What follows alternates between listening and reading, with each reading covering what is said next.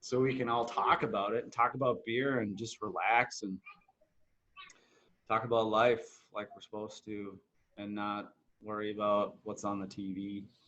So yeah, no, it's everybody doesn't. Yeah, it just kind of seems like everybody doesn't really know how to play it.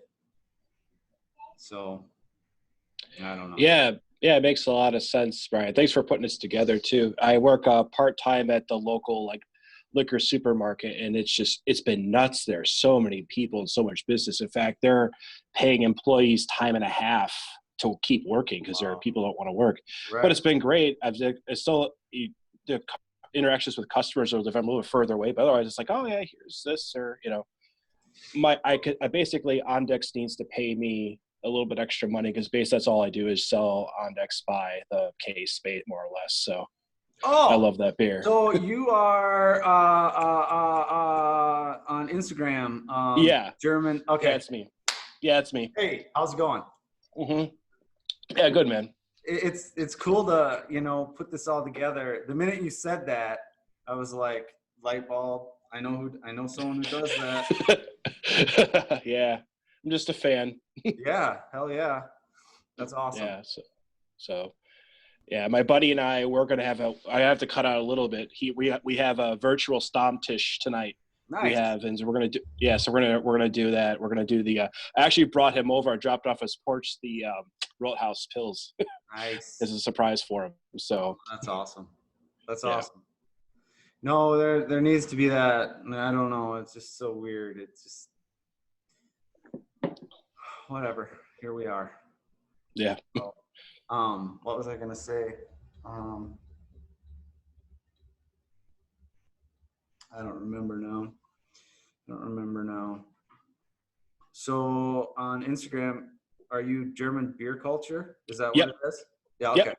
Okay. All right. Cool. Yeah, that's awesome.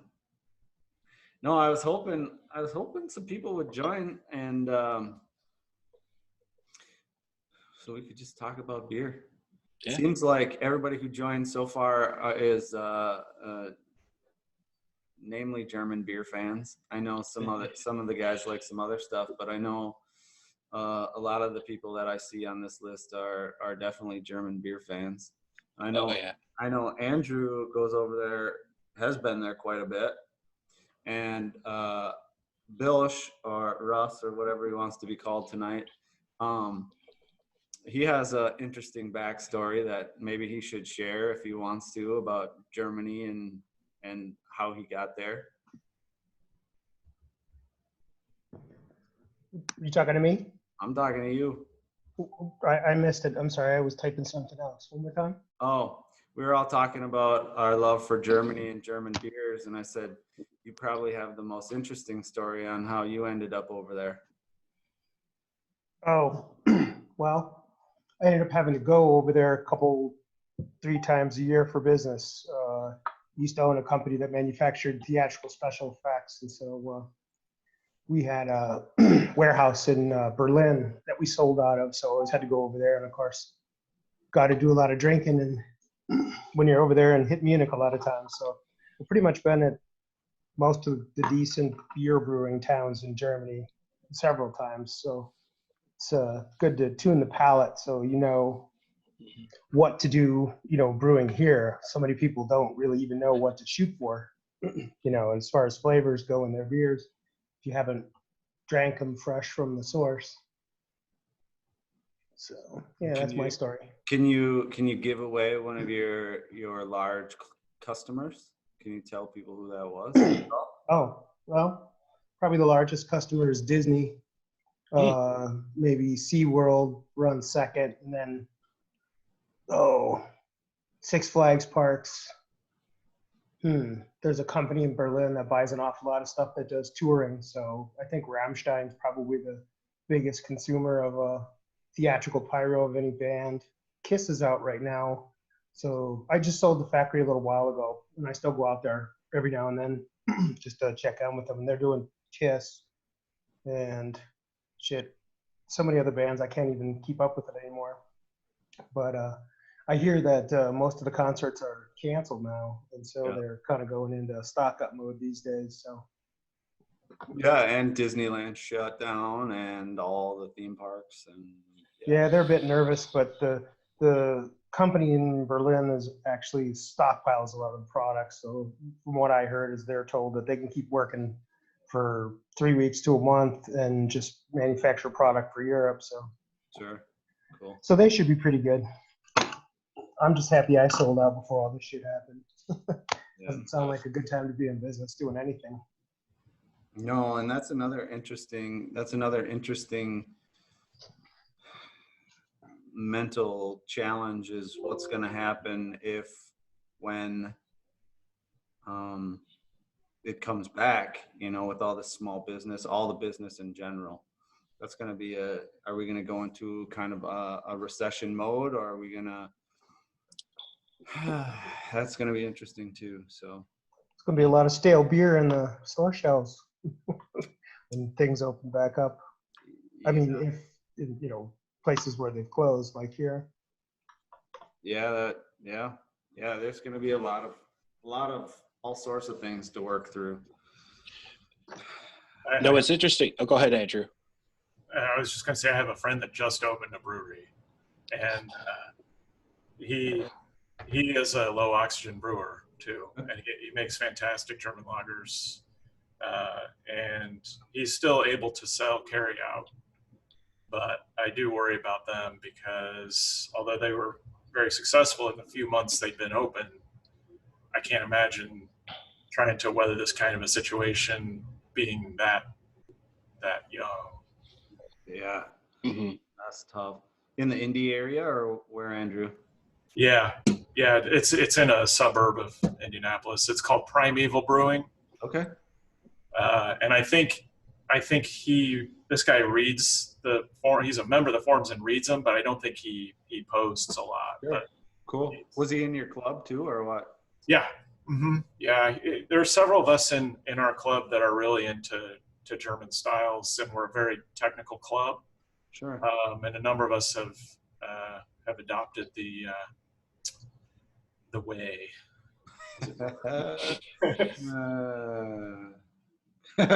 The way.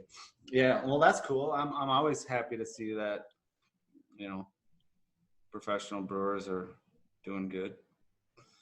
Yeah, that's tough. I know I do quite a bit of consulting for breweries around here too, and it's all kind of up in the air. You can do takeouts. One of the breweries actually put up like a website, and they can. So I guess you can like order 6-packs and 12-packs from the website and just go in and pick it up. Mm-hmm. I don't know if that's a new rule nationally or just in Minnesota or whatever. I think it's kind of, when it comes to that kind of stuff, it's kind of like the wild, wild west right now as far as rules and see and all that stuff. I don't think anyone really knows what's going on and just kind of turns a blind eye. I guess there's other things there's bigger fish to fry, I guess, but. Yeah, in Illinois, just recently before all this, they actually just passed the growler law. They let bars fill growlers, and people are kind of like, whatever. And now it's like, well, we got to promote this just to stay afloat and stay open. We have a craft beer bar by us that's selling like rare kegs, stuff like, entire kegs of like Bourbon County Moncherie. Like you can buy that at $6. Huh. I mean, it's $500, but yeah, you can buy it. Yeah, that's crazy. But I guess, you got to do what you got to do. I don't know. How many people have a Sankey tap for that? I don't know. That's I guess they'll let you one, probably, right? yeah, exactly. So, but hey, they got to try to stay open how they can. They're good to the community. So, yeah. People are just trying to support them and go from there. I got a question for the hive mind here. Has anyone ever figured out how to get CO2 into a mini keg that you open so you don't lose the rest of the beer? Mini keg, how, like the little like 1 liters or what? No, I got a Hofbrau mini keg. I was going to share it with my neighbors, but now everybody's on lockdown. I got this keg sitting in my fridge and I'm dying to do it, but trying to figure out if there's a way I can like, get CO2 into it instead of venting it to air. Because I mean, by the next day it'll be shit. I don't want to lose that much I beer. think someone makes a kit for those. So Really? that little plastic, it's like a red plastic top that it's Yeah. like white and Give it red. a quarter turn. Yeah. I think someone makes a little like, I don't know who it is, but you pop that thing out and there's a bung that you put in and it uses the little CO2 cartridges, whatever they are, 11 gram or whatever. And you can push it with that. I think you might have to do a little Google searching on that, but I thought there was someone who was doing that. I am as we speak. That makes sense because it is just a rubber bung, Yep. flange. Once you pop out that valve, it seems like you could as long as you can find the right diameter thing to stick in there. Of course, you'd have to plug it then and keep it airtight. Oh, thanks. There you go. Hey guys, I gotta check out. I'm gonna say goodnight to my son, but Bryan, do this again sometime, man. I'm in. So Okay, great. Nice care. to finally meet you. Take it nice easy. to meet you too, guys. Take care, guys. See you later. Stay safe. I thought someone was doing that. If not, you might get crazy and do like you could do like a needle that you would blow up a ball with, like a basketball, and stick that in the rubber bung. Go through the rubber. Yep. Huh. JCF just posted a high dollar solution, I assume, in the chat. Oh, there we go. Attaboy, JCF. Wow. $50, pretty nice. Yeah, but I think those are different kind of kegs, though. Those ones already have the widget inside of them, don't they? The Heineken ones. You might be right on that. I think they already have the CO2 thing in them, whereas these other kegs are just like you vent the top and you lose them. Yeah, then it's a gravity pour. That is a beer format that I have, I think, never purchased. Yeah, that's 250. Nothing against it. I just haven't ever had occasion to. I have only tried it once. I think it was with a Heineken keg, but it was no, you know what? Seasonally, I do get the Hofbrau Oktoberfest. And I'll get it in that 1 liter or whatever size it actually is. But it's 5 liters. It's 5 liters? Yeah. Yeah, and then I'll do the gravity pour and all that fun stuff. But I try and go through it in 2 days. So I'll get it on like a Friday and I'll try and drink it by. Oh, you can make it last so it'll go 24 hours without going to shit? Oh yeah. Yeah. Yeah, I find like on Sunday, if I tapped it on Friday, I find that like on Sunday it'll start getting flat and sweet. Oh. Okay, cool. Well, that's good to know. I guess the real question I wanted to know is, will I go to hell if I waste a couple of liters of Hofbrau beer? No. No, it's Ondex beer. If you waste Ondex beer. Yeah, there's some religion. Good to know. There's a bar that I can walk to in Santa Monica that has Weihenstephan Hef and Weihenstephan Original on draft, but they keep all their kegs warm. So half the time I go in there and it's like an oxidized, stale keg. The other time it's like perfect. So lo and behold, I have to brew my own. What's the name of that place? I was at a place like that. And you walk in the door and all the kegs are just sitting there on the ground. Daily Pint. What? Daily Pint. Oh, okay. Oh, this place was more up by the Bay Area, I think. But same thing. You walk in the front and they have a little German store there. And there's like 15, 20 kegs just sitting there all warm. It's like, wow. Sad. Tragedy. What are they just pouring through a cold plate or what? They have like a couple, kegerator systems, but they've got maybe 30 or 40 kegs kind of in reserve, just standing around under the billiards tables and stuff. Wow. Crazy. They have a great selection. It's like they got Pliny the Elder, they've got Bourbon County verticals. It's like anything you could want is there. It's just half the time it's been sitting warm for a month. Sure. Sure. Yeah, that's tough. That's tough. Poor beer. There are hundreds of these things. JCF, I don't think it's a dispenser. I think it's, I'm gonna have to search for it. But the problem is, I'm a man and I can't multitask. So the minute I start searching for it, you'll lose me on chat because I'll be focused.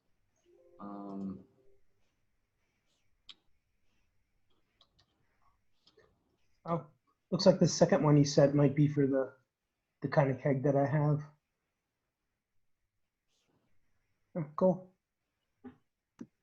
I'm gonna go grab a beer. I'll be back in a few. Excellent. Hey, Steve, how you doing? See, you don't have a mic, but you, oh, hey, yeah, I see you in chat there. Where are you joining in from tonight?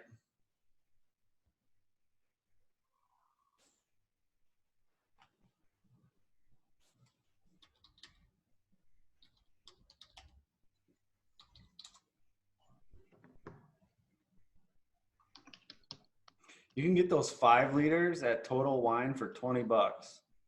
That's crazy.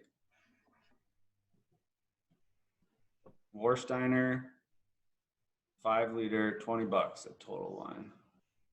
That's crazy.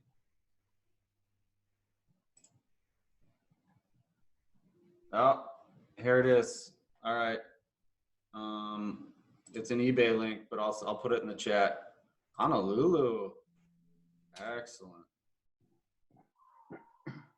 Can't say I've been. Can't say I've been to Hawaii.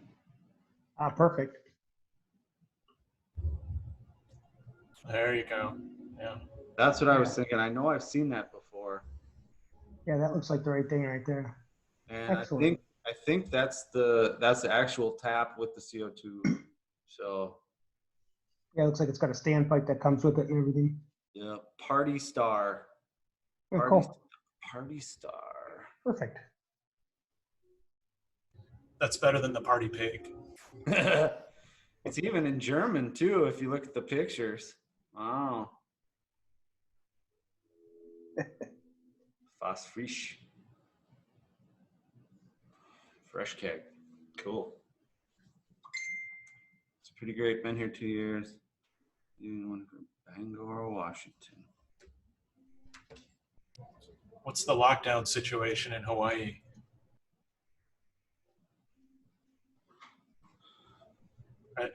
I don't think I'd mind being locked down in Hawaii. I guess. Yeah. It'd be beautiful. Although it is hard to get brewing ingredients there, right? As I recall. Inexpensive, right? Yeah, you pretty much have to import everything, unless things have changed. Oh wow! So you are on lockdown then? Crazy expensive. Yeah. Oh, so you're in the Navy. So you're at Pearl Harbor-ish area, potentially.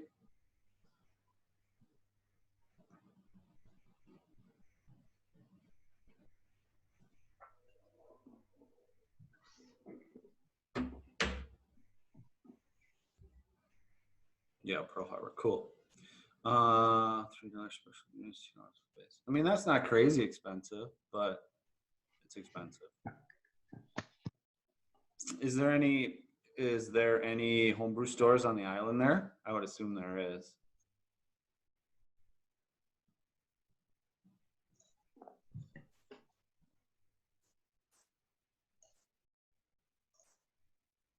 Nice.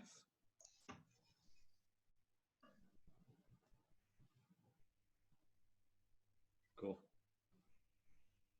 JCF, where are you from? Where are you out of? St. Louis.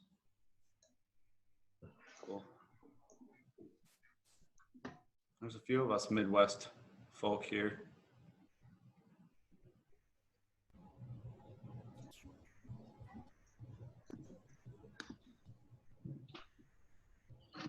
What beer did you grab, Josh? Homebrewed blonde ale. It's my like third low oxygen beer that I've brewed. Nice. What do you think of it? It turned out really well. I mostly just brewed it so I could have like a big yeast starter for a stout. But it's drinking better than most beers I've able to get. Which is 100% Great Western 2-row with a few ounces of Nelson Sauvin for kind of aroma and flavor addition. Nice. I like that Great Western 2-row. I use that for my American beers most of the time. It was interesting getting the low oxygen process. It kind of sometimes gives me a little bit of like a green pea or like a snap pea kind of flavor to it. You just get totally different kind of aroma off that. Who was it? There was someone else who talked about that picking up that same kind of thing too, and I'm trying to remember who that was. I haven't used much of Great Western. I used to use God, who is that? Who's that malt? North Country, right? North Country is basically who stocks the Great Western. Yeah, The Great Western's out of Canada, right? That's where their malt house is. I think Yeah. so. There's like Country Malt Group or Canada Maltings or something. Okay.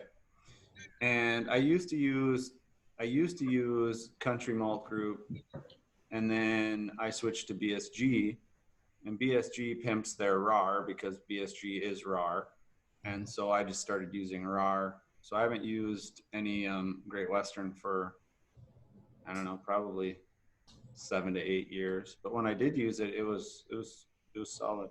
I mean, it tastes really good. It's just, and I'd heard a couple people say certain times like the malt might get that character a bit. Maybe 1 out of every 4 beers that I pour, I pick it up when it's warm or something. Interesting. I wonder if that's just if like you're getting a fresh grain. Like a lot of times I get a grain kernel kind of character that borders on like slightly vegetal, but not in a DMS like vegetal note, but like a fresh, like a very fresh, almost green grain note. Yeah, it probably is more on that end. Like the first blonde that I brewed, I milled it a little too quickly. And so I got a lot more kernel kind of, or a lot of the husks kind of got shredded. And I could kind of taste that, like it changed the texture a bit versus this one I went really slow and I don't get as much huskiness from it. Isn't that crazy? People think I'm crazy when I say I can taste like husky flavors, and that you could pick that up, that nuance of husk flavor in and about the beer. I find that super crazy to be able to pick up those nuanced flavors. Yeah, Yeah. sometimes it's weird talking to people that can't even tell their beer's infected, when they're homebrewing. Like, what is your palate telling you right now? Yeah, that's, whatever. I guess more power to them because all the beer is good, and then you don't have to worry about it. It's all good. See, for me, it's the exact opposite. Nothing's ever good. It's all bad. So you don't want that problem. It's the curse of being a super taster. I mean, I think you, like me, I just have to, I'm fairly good at turning it off and just sort of ignoring it, so that I can have fun if I need to. Sure. But, but it's tough to,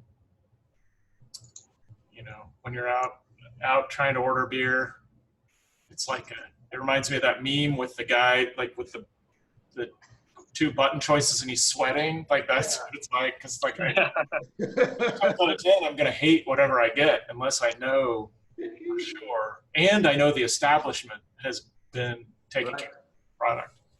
Right. No, that's a big deal too. Hey, can you guys hear me all right? Yep. Absolutely. Good evening. How you doing? Doing good. I figured out I just go to my cell phone instead of trying to make it work on my desktop. Yeah, it looks great. Video and audio sound great. So I tried to do the Zoom because it seemed to be the most friendly with devices and all that, Mac, PC, phone, etc., etc., etc. So, where are you joining from tonight? Yeah, Honolulu. I was Steve from the. Oh, I canceled out and tried on my phone. there we go. That makes sense. All the way from Honolulu. Yeah, man, it's tough. The weather's terrible. I bet. Says I in Minnesota, and I can still see snow on the ground. Yeah, I bet the weather's terrible there. Yeah, I'm moving to the Seattle area at the beginning of next year, so that'll be a little bit of change of pace. But Yeah, you'll have a little bit more seasons there. probably a little bit more beer scene too. Yeah, that's definitely a good beer scene over there. Is there any good kind of local small microbrews there besides Kona, which sold out to AB and all that fun stuff? Yeah, there's probably a dozen breweries on the island. There's like Honolulu Beer Works. There's Ola. There's Maui Brewing Company, which is actually over on Maui. Okay. There's a couple other. The Beer Lab, which they just do IPAs and stuff like that. But yeah, there's pretty good beer here. Yeah. Good, and even if there's mediocre beer, there's fantastic scenery, so that makes Right. That's true. It's hard to be anything with like my first couple months on the island, all I was doing was smiling as I was driving around. I was like, oh, this is beautiful all over the place. And I was coming from Connecticut, which at the time was dead and desolate because of just winter. Sure. Everything dies. So it's always green. It's always sunny. It's great. Nice. Have you had the deconstructed Mai Tai at the Modern Honolulu? No, I have not. Would you recommend it? Is it just shots of different alcohols? It's just like an insane Mai Tai. It's probably one of the best cocktails I ever had. One of my friends recommended it to me when I was staying in Honolulu for work, and every time I go, I have to go get a couple. Yeah, where's it at? The Modern Honolulu Hotel. All right. I'll have to try that out after all this stuff stops. Have you gotten into poke? Oh yeah, man. That's my favorite thing. Super good. My wife can't stand it, but some about raw fish and all of it. Right. I've never had it, but my in-laws have some really close friends that have a house out there. I believe they're in Maui, but they rave about it. And I've never had it. Yeah, man. It's just some tuna with some onions and some other things, depending on what kind you're getting. It's just simple and delicious. And you know what you're eating is good because there's basically nothing done to it. Sure. Do they now do a lot of like the smaller people actually go out and spearfish the fish or catch the fish for that day? Yeah, there's a lot of local fishing here, just like commercial fishing, like everywhere else. But also, yeah, I mean, you see people going out spearfishing all the time. They have like the 4-foot long fins and stuff, and they're mostly locals. But, That'd be cool. That'd be cool. Yeah, that'd be fun. How long you been out there? Did you say a year? Roughly? Yeah, about 2 years. Got here just before Christmas of 2017. Okay. We Awesome. go into another submarine here at the end of the year. Oh, so you're a submarine guy. Yeah, man. 16 years so far. I know I have a really good friend out in Pennsylvania that's a submarine guy. Was he in Pittsburgh? Yep. At Bettis Atomic Power Laboratories or something? Yeah, somewhere over there. He's now retired, but he's younger. But Sure. He's out of it. He was in the nuclear powered subs, and then went from that to nuclear reactor refilling or recharge, whatever that would be. Sure. And made a very good living off of that for a couple of years, and now he doesn't do anything. So that's the goal. Yep. That's the goal. Yep. He's brilliant too. And actually, he was actually, a lot of my inspiration for my brew system came from him as well, because he was really the first one who did really heavy automation and did the mass flow sensors and all sorts of crazy automation gear. And that's where I get a lot of my automation gear from too. But he has since gave up brewing. So. Yeah, I drool every time I look at your gear, man. It's ridiculous. Oh, thank you. I made up a little, like a Brutus 10 kind of thing.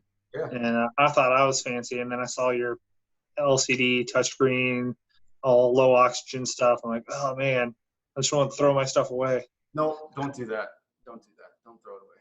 No, it's you know, the glory of the internet is that you can make it look pretty and you can make it seem like it's flawless. But in reality, it takes a shit ton of time, effort, and whatnot to make it work properly. So while it may be cool, and when it works, it's fantastic, but it doesn't always work. And when it doesn't work, then it takes a lot of time. So just because it's looks pretty doesn't mean it's always pretty. So the cool thing with the less automated systems is they usually work 100% of the time. Not that mine is inconsistent or anything like that, but you know, just for me to do, since it's all automated, just for me to script a change, it can take days, weeks. So it's kind of like, about this hobby is you get to choose your level of insanity. that's right. That's right. Yeah, absolutely. But thank you for the compliment. Anyways, so who else we got? We got some other people who just joined. We got Dan, Fran. How you doing, Fran? What's going on? Oh, you know, just talking about you. No, just kidding. What time is it over there? Like 1 a.m.? It's actually 2 a.m. Yeah. Jesus Christ. You're dedicated. Where are you located? Yeah, I'm currently in Croatia. Oof. Yeah. Oof, that's yeah, that sums up my life. How? Yeah, pretty close to Italy. How's it over there where you're at? Where I'm at, it's actually, we only have like 3 cases, but because we kind of border with, well, we don't really border, but it's like maybe 50 miles, 100 miles away from the border, and like that area, we have like one person dying already. So it's yeah, not fun. I was supposed to move to Naples 2 years ago instead of Pearl Harbor, but I got switched at the last minute. Now I'm a little glad that I didn't. But I mean, it's just beautiful over there, and I know we had planned to go see Croatia and stuff like that. Yeah. Well, this season is gonna be busted, like tourist season. So What's the new? My parents were just over there. What's the new hot spot in Croatia? What's the name of it that everybody's going to for tourism? it's not really new, but Dubrovnik. Yeah, that'd be it. Yeah, that's well, it was like always kind of hotspot, but now it exploded because they were shooting Game of Thrones there. Oh, okay. So all those castles and everything. But actually, some of those castles are clubs, and I used to go nightclubs, you know, and I used to go there Saturdays, Fridays, stuff like that. Nice. Yeah, my parents loved it. My parents just got back. Well, it was in the fall they went on some kind of, it was like a 2-week cruise, and they hit like 7 cities over there, and I can't remember where exactly they flew into. I think it was somewhere in Italy, and then they went along the whole coast, and then went to Croatia, and then kind of back and hit some other places. And they said it was the most beautiful stuff they've ever seen.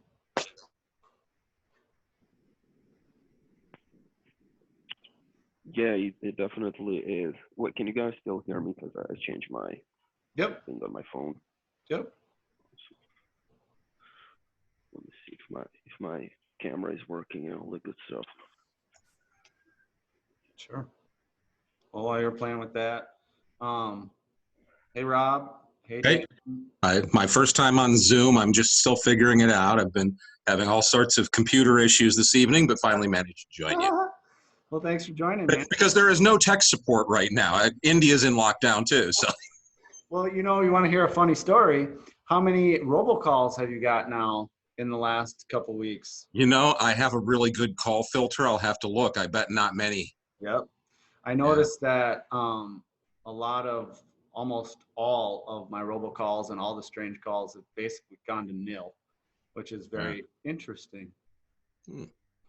But no, awesome. Thanks for joining. And figured I better check in on the first night here and get accustomed to this kind of social life. Right? This might be the new norm for God knows how long. Yeah. So. Well, I've never been that social a guy anyway, but now I realize I'm a lot more than I thought. There you go. Yeah, I was saying to the guys, I'm kind of in rural Minnesota. We have solid 8 months of winter. I think you're in Ohio, aren't you? Yeah. I mean, you're not far off.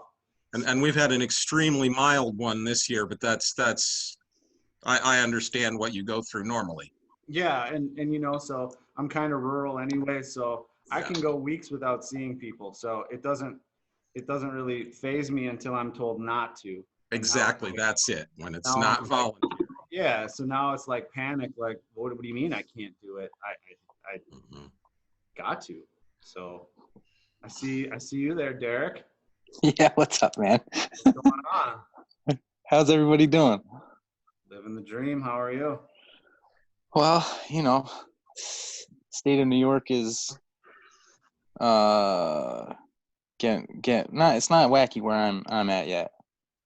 I'm near Syracuse, so it's I talked to my father the other day, and where I grew up is like near Poughkeepsie, so it's like 70 or 80 miles north of the city. So he said it's a little wackier there. Sure. But we're approaching. They basically got the word today that Sunday, everything non-essential is shutting down Sunday. So okay, 100% workforce lockdown for non-essential businesses, which is like basically I'm good because I work for a utility, so we're all, the whole engineering staff is telecommuting, and but everything else, sans grocery stores and trucking and stuff like that is shutting down, which sucks because we're hey George, we sold our house, so we were trying to close on the 3rd. Yep. So we got a call from the lawyer today, and basically, attorneys are non-essential, so he doesn't know that we're going to be able to schedule a closing date. So. Yeah, I was just going to ask about that. I was going to say, it looks like you're still at your old house. I was wondering when you were leaving. Well, we're getting pretty close. We're pretty packed up, and before that, we're still going. I think we're still going to go business as usual, hoping that there might be a window in there where we can get everything squared away. But other than that, I think it's pretty much the same as everybody else. We're not like we're not out and about type people anyway. We're not all over the place. So it wasn't like a huge hit to our normal. Yeah, other than I'm home. They're basically saying now that we might be telecommuting until like May. Yeah. Oof. And the kids are home from school, so I'm not 100% sure. I don't know if they'll go back, is what it seems like at this point, because they're through, they're home through to spring break basically. Yep. So yeah, so my wife's a teacher, and what they told her is basically they're not going back.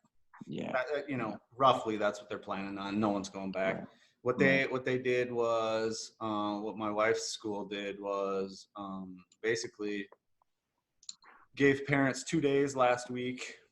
So the governor shut down all schools and all that kind of stuff a week ago, or well, a week ago Sunday, and gave teachers 2 weeks to plan, Right. figure out the e-learning whole deal. And then they went to school this week, and then by Wednesday, like an emergency email went out to the parents and said,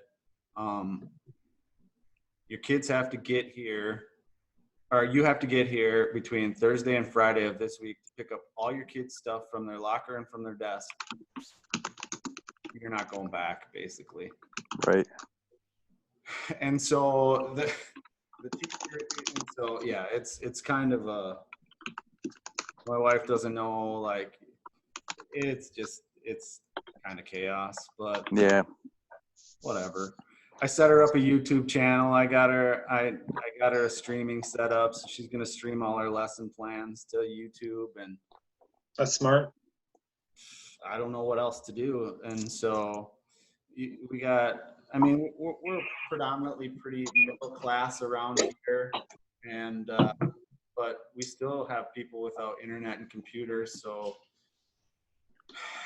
it's Yeah. gonna be tough. Yeah. I know a lot of the schools around here were sending home a lot of the electronics type stuff home. I mean, we're set up pretty good. I mean, I've got my, I'm working. I've been working remote all week, so Sure. I'm set up with like a kind of a bare bones. I got a bare bones thing going on the dining room table. I brought a monitor home, my laptop, my docking station. You know, we've got fairly decent, you know, remote network access. I can't. It's not seamless like if I was at the office, but Sure. it's enough to get the job done. And you know, the kids have their iPads, and we've got a computer at home, so you know, it is what it is. Well, Yeah. it's just I'm curious to know how it's all gonna unfold, and if it's gonna take, you know, it very likely could take till the summer to peak. Yep. And really, you know, you might get a couple of waves here and there, you know, as people, you know, get sick, get better, other people get sick, and we'll see how it rolls. But Yep.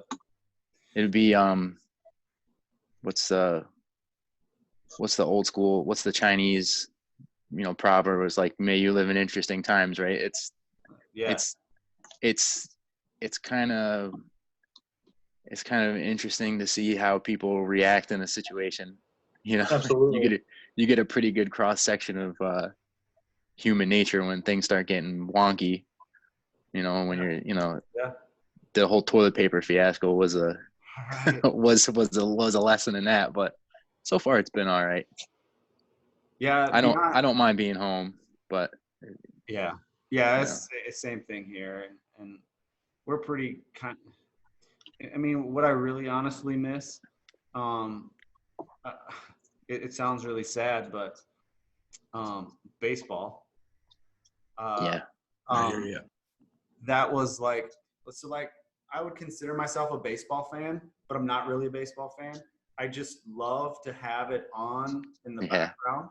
Mhm. And so like all winter, I'm a big hockey fan too, but anyways, the baseball is what I look forward to in the summer, because on Sundays, all my family, my extended family, we get together at my parents' and we have baseball on, and they have like a pool area and entertainment area. And that's always every Sunday. So like every Sunday we go to the pool, and I built a big giant bar for them and all that stuff. So I just sit at the Right. bar and drink beer and watch the kids and take a dip and watch baseball.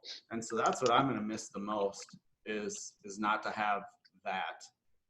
Yeah, I got a guy I work with where like his whole, basically his entire social life revolves around going out and drinking and watching sports. So he's like, how what am I gonna do? He's Questioning like, his whole life. I watched all my I watched all my shows. Yeah. I got no sports. He goes, they canceled March Madness, and I can't go out and drink. I don't know what I'm gonna do. I was like, I don't know, buddy. You gotta reevaluate your social life. Yeah, that's Pick up low oxygen brewing. Yeah, Yeah. There you go. that might be a little over his head, given the. I'll be right back, guys. My dog is doing the dance of his people, so I gotta go outside quick. cool.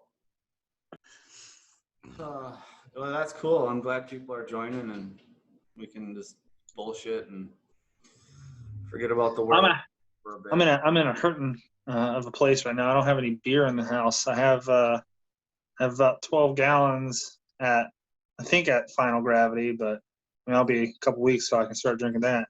Sure. That's a problem. That's definitely an emergency. I mean, those are the biggest problems I have to worry out through this whole thing, and I count myself out. Yeah, no doubt. It's ridiculous hearing some of this super negative stuff of like 800 people in Italy have died in the last 24 hours. You just think about how many families are just ruined now because of that, and never going to know where their parents went. Like, well, Right. they got carted off in a truck and burned somewhere. Yeah. And just like it's fun to make jokes and stuff like that, but then sometimes I'm like, man, people are hurting all over the place because of this thing. But that's true about anything, you know. Like I'm not trying to downplay it all because it is a huge thing that like people die every day. Yeah. But there's a lot of people dying right now. Yeah, it's concentrated. You know, it's and the problem is like, what news source do you read? Who do you believe? Oh yeah. So what is the actual picture? What is really going on? Obviously, we're guarded from a lot of that stuff. Maybe we're not. I don't know, but I think the biggest problem is the uncertainty. Like, I'm the type of person who I would be like, just give it to me straight. Like, what's gonna happen? What are we looking for? Then I can prepare because I'm a preparer. And so it's like this state of flux of, well, we're gonna try 2 weeks, and then what? Okay, so it's kind of like it's tough. It's tough to try and run a family, run your life, and you're not really given any details to figure out what to do. So I think that's the hardest part. That, and I'm not a political guy in any way, shape, or form, but it did really scare me to know that the government can basically stop us in our tracks. Good, bad, or indifferent.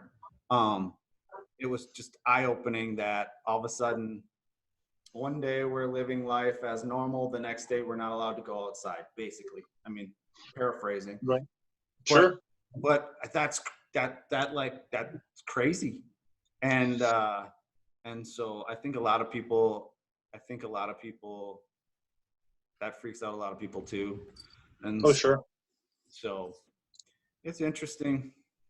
I think a lot of the news, like I sure miss the days when you could watch a news program or read a news article and have to guess about the political affiliation of whoever is giving it. Now it's impossible. But I think a lot of the news, not of the news, but a lot of what's being reported is being somewhat tempered because they don't ever want to go crazy and panic. Like if they say you're going to be at home for the next 2 months, even if that's what they know it's going to be, people are going to go nuts. So I think maybe they're trying to manage expectations while also trying to manage panic. Straight talk. A little bit of straight talk. Yeah. Which has been pretty good. Yeah. Which I was kind of shocked by. Yeah. It's one of those things where you think that in order to prevent people from going crazy, you got to like take a little bit off the top, and they really have kind of been pretty straightforward. At least like if you're paying attention to like the stuff that like the World Health Organization is saying and the CDC, they're kind of like, they're not sugarcoating it, but they're also not like, they're like, listen, you got to just be smart. Like be healthy. Like make sure you're sleeping. Make sure Yes. you're resting. You know, you're eating right. Like if you're feeling bad, then it's not this. You got to take care of yourself, and you know. Yeah. But yeah, I've seen- you could get pretty sick, Yeah. and you know that's pretty refreshing. It was pretty refreshing to hear, and they've been doing a pretty good job in New York. Kind of they've been starting going through stages with the shutdown, where first it was like, you know, why don't you execute your continuity plans for business just in case? Then it was like, okay, we're going to do 25% staff reduction. Then it was like 50% staff reduction. Then it was like, we're going to come out with a list of essential businesses, and we're going to tell those business, you know, if you're not on that list, you got to shut down. And the essential businesses need to even reduce their in-house staff by like 50%. So, and that this is over the course of like, it developed pretty quick, but over the course of like 10 days, it wasn't like one day and then the next day and then the next day. It was like, okay, here's what's happening now. A couple of days goes by. Okay, we're going to reevaluate. And I've been pretty surprised. Most people, especially where I live, they really shit on Cuomo pretty good. They don't, you know, I got a couple of like the linemen and the, you know, the relay guys I work with up north, and they'll be like, every time I see the one guy, he's like, you know, your governor Cuomo. I was like, he's like, everybody he talks to is like, your governor, you know, your governor Andrew Cuomo is a real shithead. But everybody's been pretty happy with how he's handling it, especially considering I think what they're really trying to do is trying to lock it down, you know, so that they don't get a huge spread coming out of the city and out of the Westchester County where it started. Sure. But you know, it's in a state where you've got like 6 or 7 international airports. It's pretty tough. You know, pretty much all along the, you know, you can pretty much go from the city all along like sort of the Erie Canal way, and there's an international airport like every 200 miles. Right. So Right. it's tough. You know, between New York City and Westchester County, and then on through to Albany and Syracuse and Rochester and Buffalo, you know, there's travel hubs in every spot along the way. The only place I don't see there being a huge spread is going to be like in the northern part of the state, you know, because that part of the state is pretty humongous. There's a, you know, large geographic area with a low population in a big area. So I don't know. Minnesota kind of is the same way too. Once you get Out of the Twins, yeah. out of the Twin Cities, it's wide open. And I don't think to date there's been maybe 1 or 2 up north. We call it up north. Everything's kind of been down in the cities, and it's not a surprise. I mean, once again, we have our international airport right there, and you can take a nonstop flight to pretty much wherever you want. And Right. And it's definitely, I find it really intriguing as far as you don't really have to think very hard of like, how could this spread, when you could hop on a plane, well, 2 weeks ago, you could hop on a plane and hit 5 different countries in a couple days if you really wanted to. And how many people do you come across in every one of those stops? You sit next to on the plane, you sit next to in the waiting area. I mean, no matter what it was going to be, if it was flu or, you know, whatever, it's going to spread. And I mean, when you have constant contact with everybody all the time, that's how it works. I mean, it's no different if you have a kid and they come home and they're sick. The crud, yeah, they get that school crud. Someone else in your family is going to get it. Yeah. So, you know, it's really no different, but it's crazy to see it on a massive scale, you know. My wife and I are pretty shocked about it. We've been following Italy, and it just seems like it just seems odd how hard they're getting hit. Yeah. given the numbers, and they're at a point now where, like, I think they're, as far as they've slowed down a little bit as far as new cases, but the deaths seem to be going up pretty dramatically. And it's I obviously there's all kinds of factors that go into that, but it just seems like, even if you factor in the fact that Europeans tend to smoke more and all this other stuff, Italy in particular, it's like it still doesn't seem to make sense. So it's either all the other countries that had high numbers are jiving everybody else, particularly China and Iran, or something in particular about Italy it just seems really, really odd. It's sad, but it's also like it's interesting in a way, because it's like, why are they in particular getting hit so much harder as far as deaths are concerned? I know. Yeah, Oh, go ahead. Sorry, I just to say what you're saying about the not having truth and reporting from China, Iran. I mean, Iran, like a week or two ago, had mass graves being dug visible from satellites, and like, oh yeah, it's fine. And just knowing in my line of work what the difference between what China's reporting and what's the reality, they just lie off their ass all the time, and like to just make them seem more stable than they are and more postured than they are. And it would totally not surprise me if the numbers in China were like 10 times worse than what they were. Right. Have you guys seen the mobile phone thing in China? How they're tracking people? No, well, aside from that, they probably have, they probably know everything in it. But the number of users,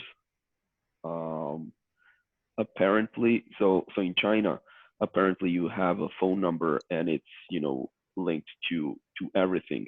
So you use it for Alipay, which is like they pay everything through Alipay. And it's like a phone number is like, it's stupid important to them. And there's been a report that they're one of two main competitors, just lost like huge number of users, like upwards of million. I don't even know like what's the actual number. And people are like, okay, where did these people go? Like they switched providers, like there's no other providers. So right. Like, you have a loss on one side and the gain on the other if they just didn't evaporate.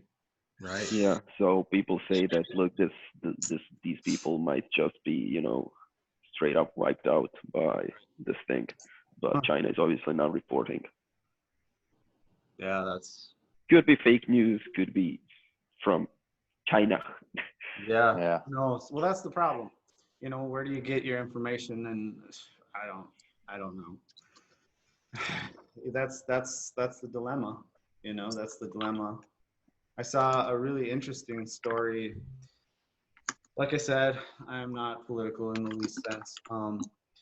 But I try and take in my different information and process it. And basically, at this point, just log it and say, all right, well, someone said this, someone said that.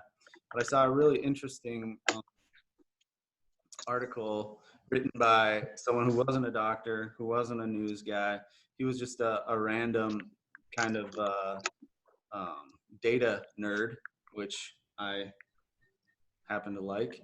And he basically put together all this data, and it's an article written strictly from a data point, not trying to prove or anything, just showing, actual numbers. And when you take the weighted average and all this different stuff, and I'm not going to say it was true or false, but it was really interesting to see, the actual statistics on graphs and all sorts of stuff.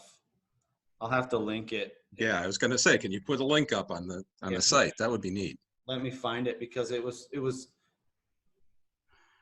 could be biased, but when I was reading the article, and it was really long, I didn't see really any bias to or for or against. It was just data-driven numbers, so it was really interesting. Let me see if I can find it here. I'll link it on the chat. But You know, something I find interesting about this idea of China suppressing information, whether for domestic stability or because they understand the way the world economy is depending on them looking stable, or here domestically, where I think the White House asked a couple of days ago for some delays in unemployment filing numbers to try and steady the markets. The problem is with lying to try and calm people, it only works if people don't already assume that they can't trust anything they're hearing. And I think that ship sailed long ago, whether it's the people who think this is an overreaction or whether it's those who think that it's all a cover-up. You know, it's just, there's no point in really releasing anything but facts at this point. There's no incentive that I can see. And that should be the normal, right? Like, all this Right, goes back to what I was saying earlier, is like, But it doesn't I hurt don't so care much to what- try to manipulate people in normal times at this point. Right. absolutely. Right. But like, give us the facts, give us the news. Don't give us your opinion. Like, it's your opinion. It's not necessarily what my opinion is. Well, I think Sorry, go ahead. No, go ahead. Sorry. Just LA County just announced they're not going to test anybody unless they're actually like showing severe symptoms. So I don't even know what the risk factor is going to be going forward, because I don't know who's going to be infected and who's not, how many people in my city are going to be sick. Like, if 20% of my city is sick, I'm not going outside. If 1 out of a million people is sick, I don't care. Sure. Well, you're not going to know for sure until they test. And with the lack of tests, I think in most places, what it sounds like they're doing is if you have symptoms, they will test for every other possible illness first and only waste a COVID test on you if those all come back negative. So there's still not really any way of ascertaining how many people are really carrying this particular virus. I don't know what the lead time is, but I just saw something a little while ago that FDA is approving a test that comes back in 45 minutes for COVID. I don't know what the accuracy is, and I don't know how long it takes to get those manufactured, but that's something that happened today. It's getting them manufactured and getting them out there in sufficient numbers. Yeah. I also saw the UK has a test now that they're going to roll out that is like the antibody test. So that would tell like the reverse way if you've had it, because you would have antibodies in your blood. Yeah. And that seems to be a faster test apparently, whereas it's almost like an instant test where supposedly where you just take some blood and then it's almost like a self-test that you can do at home. It doesn't require lab work. And that will tell you if you have the antibodies. That would tell you if you've had it or have it. And That's the one. That's the one they run in the thing. Remember when they were trying to figure out, well, in the original story and the movie, where they're trying to figure out who could possibly be the thing, where they know that the thing will have a reaction if you try to they do the hot wire into the blood. Yeah. That's right. Yeah, that's a good not non-pandemic related, but right. But yeah, I think it's funny that this is the first time I don't really watch the news anymore, and it hasn't affected my life at all, which speaks to the quality of the news. But then the only time I've been watching the news is probably in the last 2 or 3 weeks. Yeah. And the best, most accurate information I've gotten has been in the last 2 or 3 weeks. Like, the only news that's impacted my life has been since this is all unfolded, because people seem to be accurately reporting what's going on. Yeah. Now all of a sudden every goes the no bullshit route because they're directly affected, right? So, right. So yeah, all of a sudden. Yeah. There's been none of that, pandemic 2020. There's been none of that. It's kind of been pretty straightforward. Yeah. Ouch. Yep. Yeah. Yeah. It's all different when it affects you directly,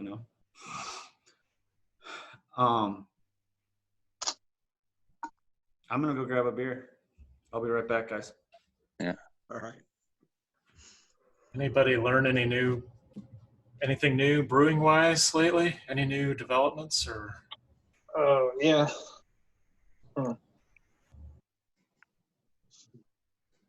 I've been working on imperial stouts for the past couple of years. Just like I probably brew 75% imperial stouts, and the thing that I hadn't been able to figure out was how to get the real chewy body that a lot of the big name stouts have. And the last beer I did was like 20% flaked oats, 12% wheat. And the wheat and the flaked oats combination really was the final key. And then that combined with doing a rest for 20 minutes at 115 degrees Fahrenheit just really broke down a lot of the glucans and stuff and made it to where I could lauter real easily, didn't have a stuck sparge or anything like that. And then I just transferred the beer into a barrel today, and it was chewy, it was thick, everything I'd been working on. So it took a while. I was trying everything from doing double mashes, high final gravity, high starting gravity, different mineral profiles, different, single infusion rest temperatures. But I think a lot of it has to do with the grist composition. What was the percentage of wheat? It was 3% torrefied, 9% malted white wheat, and 20% flaked oats, with about 10% crystal malt, 10% roasted malt, the rest of it base. I think I got it to about 32 Play-Doh, and then added enough brown sugar to get it up to 35. Yeah, I bet the 10% crystal helped out your body too, as well. Yeah. Which crystal did you use? Granulation do you get on that? I used DRC 120 at 5%, and then 5% crisp 77, I think. Nice. The DRC 120 is a real good one for the stouts. It gives a cool, like, kind of cherry toffee flavor. Congrats on hitting your mark, man. Took me a while, a lot of money in the brain, but now I kind of got it down. Yeah.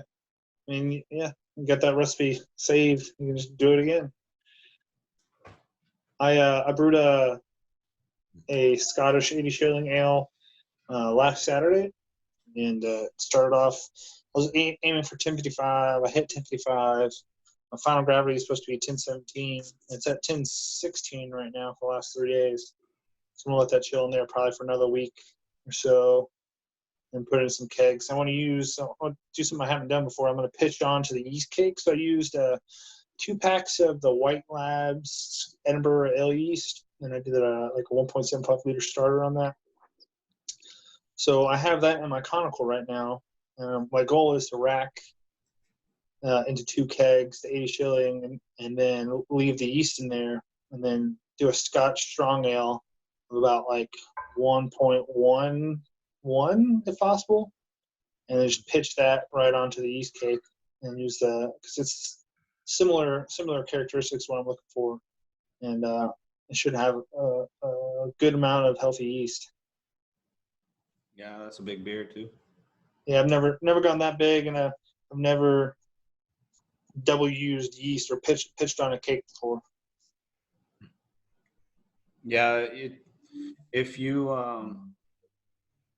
how long has that beer been sitting on the current beer been sitting on the cake? A week. A week, and it'll be another week before you pitch on it. Yeah. You'll have some good activity still. Just make sure. Yeah, I would think so. Just make sure you oxygenate the shit out of that, because it'll be really oxygen depleted, but you should have good healthy fermentation from that. A lot of the guys I talk to with the high gravity beers, they'll oxygenate every 12 hours for the first couple days. Oof. Are you guys familiar? You guys familiar with how Rochefort does it? So what they'll do is, I think they've got a couple 400 hectoliter fermentation tanks, and as far as I know, this is still their current regimen, because it takes literally an act of God for them to change the way they brew the beer, right? So literally. Yeah. So what they'll do is their brew length is like 100 hectoliters. So they'll take and they'll flow 100 hectoliters into the 400 liter tank, and they'll brew, 3 or 4 times a week. And so they'll brew on a Monday. They'll put 100 hectoliters in. That'll start fermenting. They'll take the next batch from Tuesday, put it right in the tank on top of that. Next batch on Wednesday, and they'll brew 1 beer. So like they might do the 6 one week, they might do the 8 the next week, and then they might do the 10 the week after that. And then they'll flow 100 hectoliters on top until they fill the tanks up. So basically, you've got Brian? What's the German term for that? Drauflassen. Yep. Yes. So basically, Brian, how many fills do the Germans normally go on Drauflassen before they're topped off? I don't know that there's a standard. Would but it be you got that to many fills? they're rocking by that. You got to think they're rocking by that point. You've got 100 hectoliters rocking. The next day, you're throwing fresh wort basically on top of that. I'm not even 100% sure. I think they might.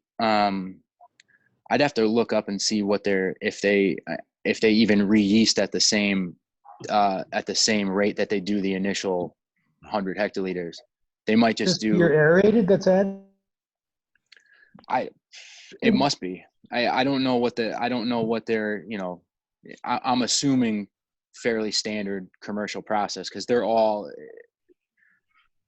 pretty modern breweries. They, as maybe Westmalle.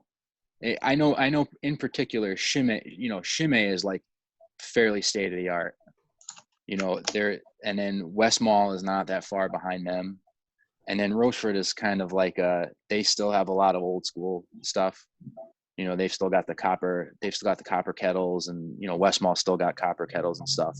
But it's not till you get down to like West Vleteren will have they're even more new school, because once they took over brewing again from St. Bernardus, once they basically had St. Bernardus stop contract brewing for them, they re-upped the whole brewery and brought it to fairly state of the art. But yeah, I know Josh was saying he's doing mostly imperial stouts.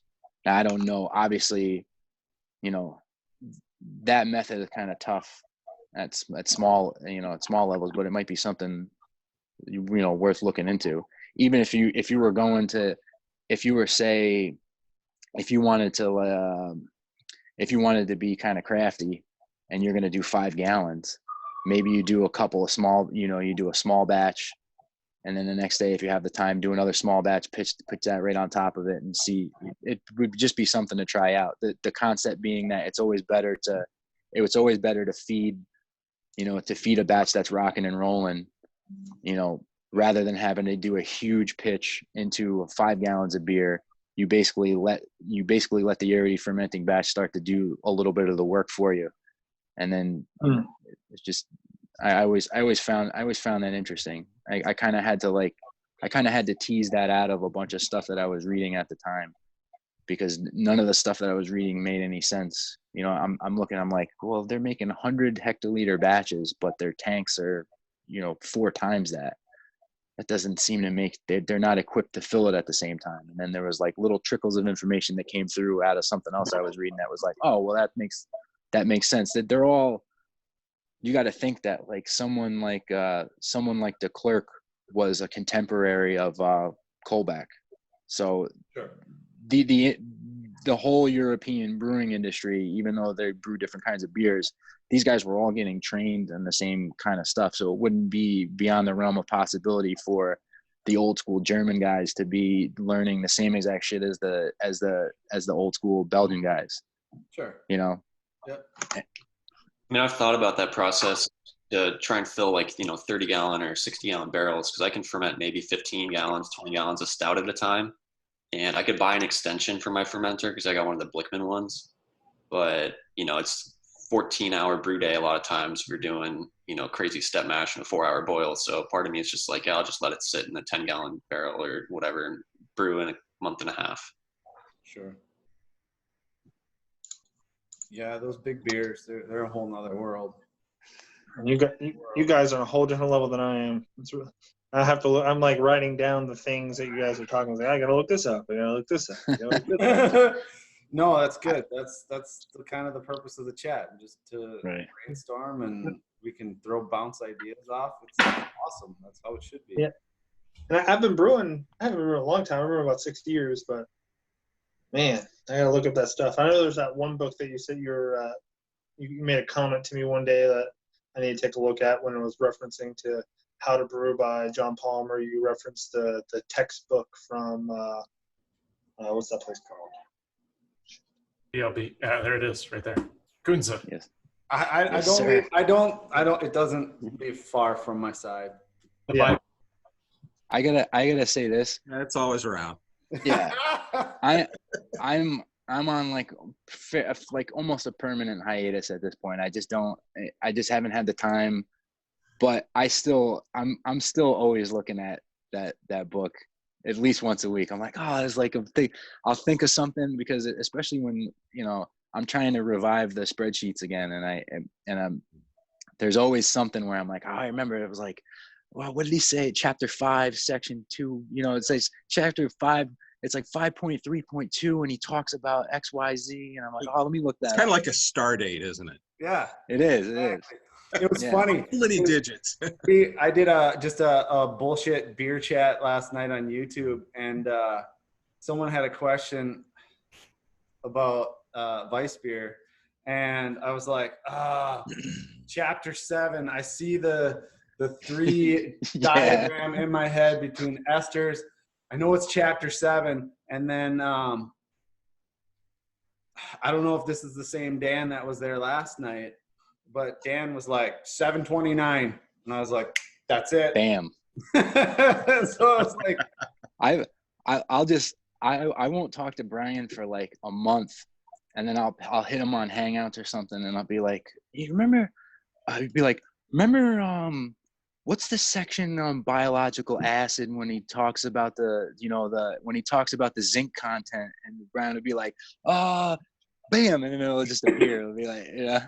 We'll basically have whole conversations that are basically just section references from the Kuhn's book. yep. Yeah. Speaking of that, I had some success with a new Sauergut technique today. I bought about 6 months ago. I bought these metal pouches. Oh yeah. They're 2 liters, and I brewed a batch of wort just for Sauergut, and I filled a bunch of these pouches and I froze them. And so what I've been doing with them was I've been like making single batches of Sauergut with them like a day or 2 before I brew. But what I did this time was I made the batch, I actually made it in the pouch. So I added Sauer malts to the pouch, and I used sous vide cooker I could have used my mash system, but I figured the sous vide would be less energy because I could put it in a smaller thing. And squeeze all the air out of it, and so it's anaerobic. And it worked fantastic. Actually, it's probably better Sauergut than I've ever made. Just seemed like way cleaner. Sure. I think probably before I was getting a little bit of maybe wild yeast fermentation in there. And so these work great. I'd recommend them. They don't break when you freeze liquids in them, which is good. Is it like a foil pouch or what? It's like a foil metal pouch. Mylar, like what you get O2 barrier for hops or something? I think so, except those are a little bit translucent, and this isn't at all. It's completely opaque. But I got them on eBay. I'll try to find the link to them. Although I don't know if I totally recommend the seller because they shorted me like 10 pouches. They gave me a refund for they prorated it, but so I guess I would recommend them. But I think the only thing I'll ever trust on eBay at this point is Ted Houseotter. So there you go. Sure enough. But these are nice because this it's easy to you can slip a 1/2-inch silicone tube right over that and run off wort into it easily enough. 2 liters seems like a good amount too. Yeah, I put like a decent amount for because you figure if you're using like 500, 600, 700 ml in the mash, and then maybe 3 or 4, it seems like it's a good amount. Exactly, and I put I try to get 1.5 liters in there, and then I've got since I'm freezing it, I got a little headspace. Yeah, it's pretty sweet. So far, it's worked out well. And then with today's, I don't know why I didn't think about like actually making the Sauergut in the pouch before today, but it seemed to work out well. So. And then are you still making it on a per batch basis to use immediately, or can you store it for any period of time in that pouch? I haven't tried storing the Sauergut, but I suppose I could. I for a while there, I was trying to. Well, I guess I mean even still, I'm trying to rely a little bit on some oxygen scavenging capabilities of the Sauergut. So if I were to store it, then I'd have to probably freeze it, which would kill the culture, so that it wouldn't do that. But I don't. To be honest, I don't have any idea how much oxygen scavenging I'm getting out of it. So I don't know what that's worth. But I'm just curious because Sauergut is still somewhere in my future, but I'm interested in any of the things that make it simpler, that might get me a little closer to being able to practically fit it into my routine, which actually by the time this is all over, I might have all the time in the world to work on it. Yeah, nothing like forced retirement, right? That's right.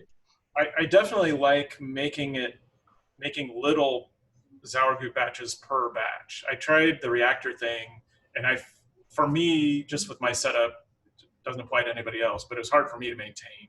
Yep. But I do like making a whole bunch of wort in one batch and then parceling that out and then using that for individual Sauergut batches. That's So let's say you brew 20 liters or whatever it would be. Mm-hmm. And so do you fill 10 pouches of wort, and then you can freeze the wort, and then you thaw out the wort, add or acidify it, make your Sauergut out of that? That's what you're saying? So I would fill the pouches. I would add sour malts to bring the pH down. Yep.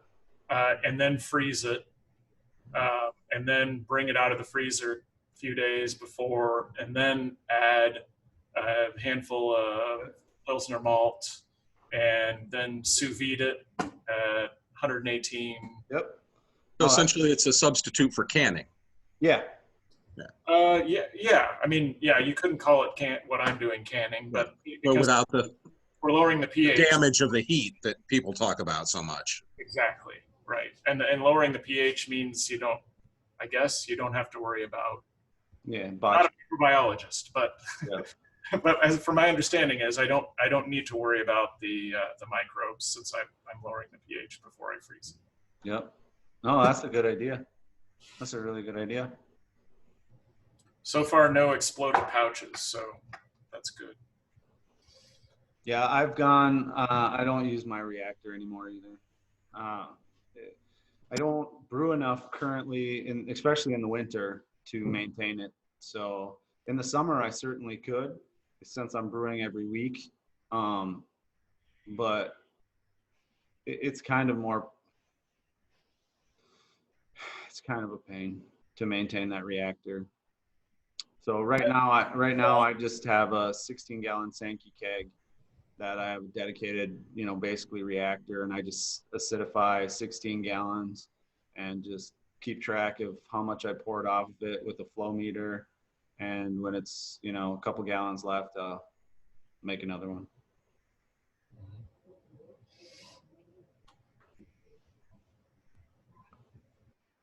The problem I was running into with the maintaining of it was I have to pull a vacuum. I was pulling a vacuum on it to recharge it, and it was in a corny keg, and I was really good at maintaining a seal on it,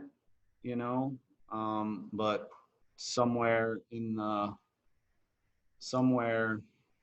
on one fill it must have broke the seal there. And next time I went to use it, it was like dark brown and smelled like vinegar, and it was like, all right, well, we're done with that. How much residual sulfites can those microbes tolerate? Like, I'm trying to figure out if I should try and oxygenate down to as close to zero as I can before trying to acidify if I add sulfites to the mash, or if I should just go without sulfites and just kind of accept some HSA and try and sour it after that. I would still add your sulfites. I wouldn't worry about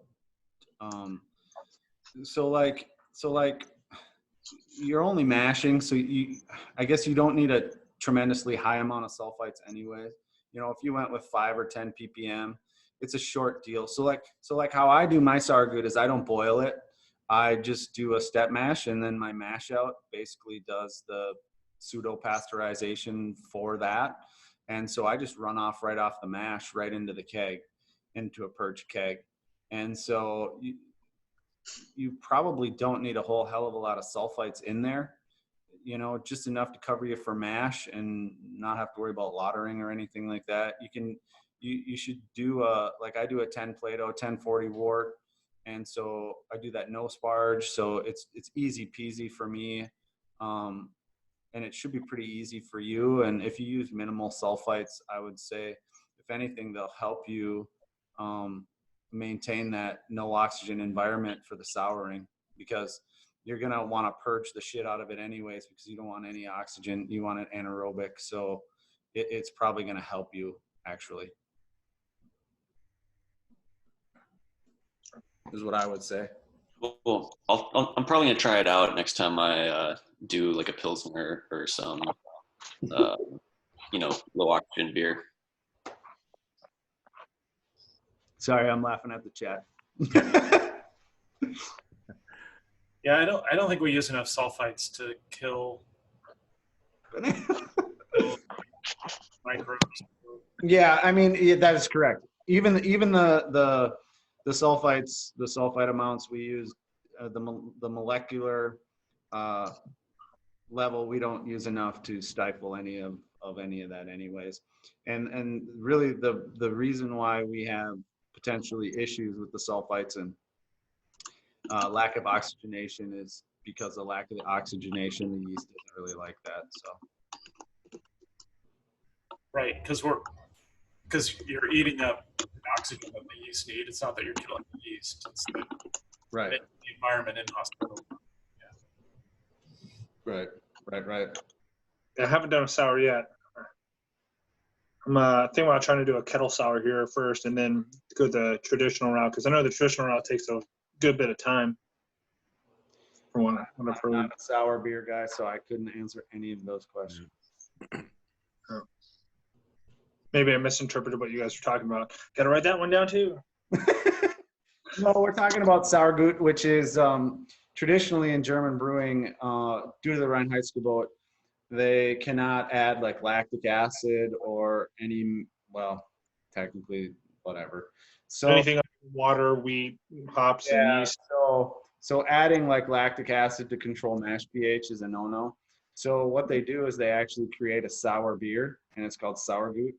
And so it's not really a beer per se, it's a soured wort. And if you've ever used acidulated malt, basically what they do at Weirman or Best or whoever is making your acidulated malt is they spray this Sauergut, which is this soured wort, on the kernels. And it's that soured wort that they spray on the kernels that is basically lactic acid, and that naturally made, and then that lowers your pH because it's sprayed on the grain. So that's one of the big signature flavors in German beer. There's a hidden flavor for a lot of people in German beer that they can't really put a finger on, and we've kind of found out that that's it.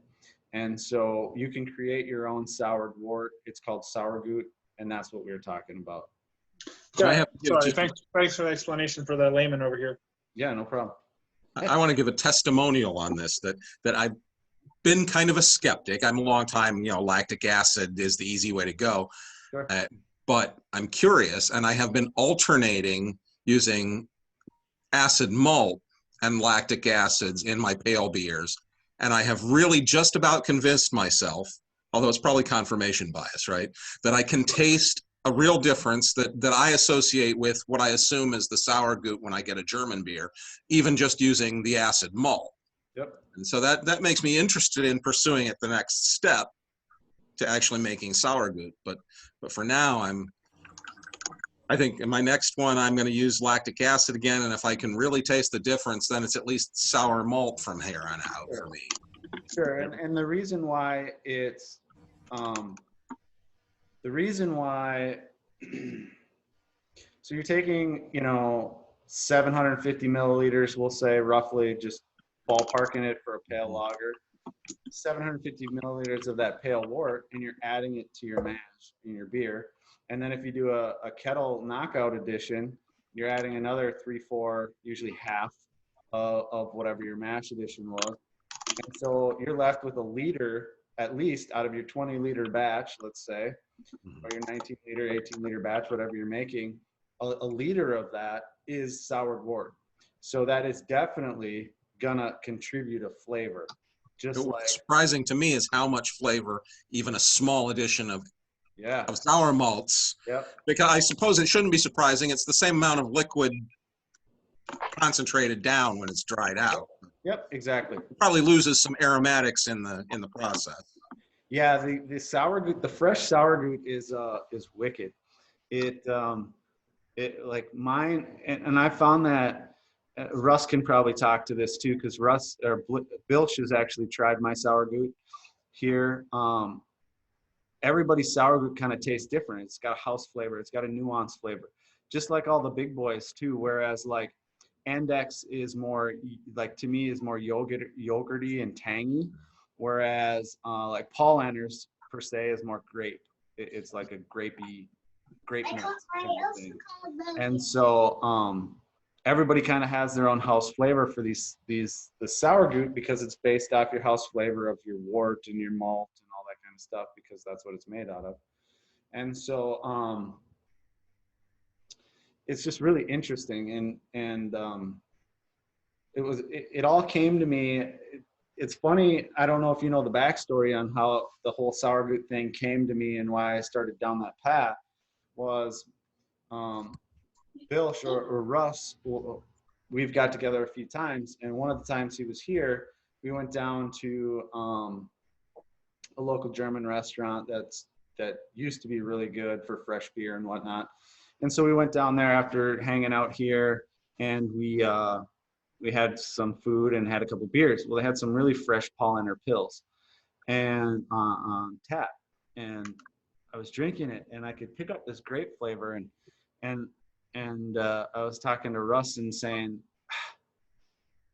I don't really know what that is, but I've been getting hints of it in my beer. And we were kind of talking through how that could be. Well, what I found out, so I was thinking back, and this was during the time when we went from kind of normal Pils malt pHs to really high Pils malt pHs, kind of like where they are today, at like the DI pH of like the Barca Pils is like 5.85, 5.9. It was really high, and before it was low. And what I found back going through my brew log was that I was using quite a bit more percentages of acid malt. And so I thought, well, what the hell?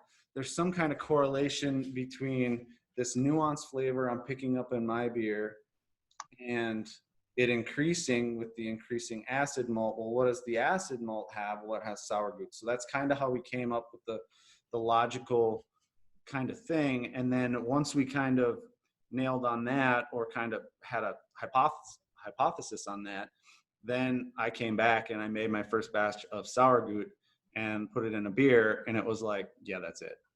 That's it. There's no ifs, ands, or buts.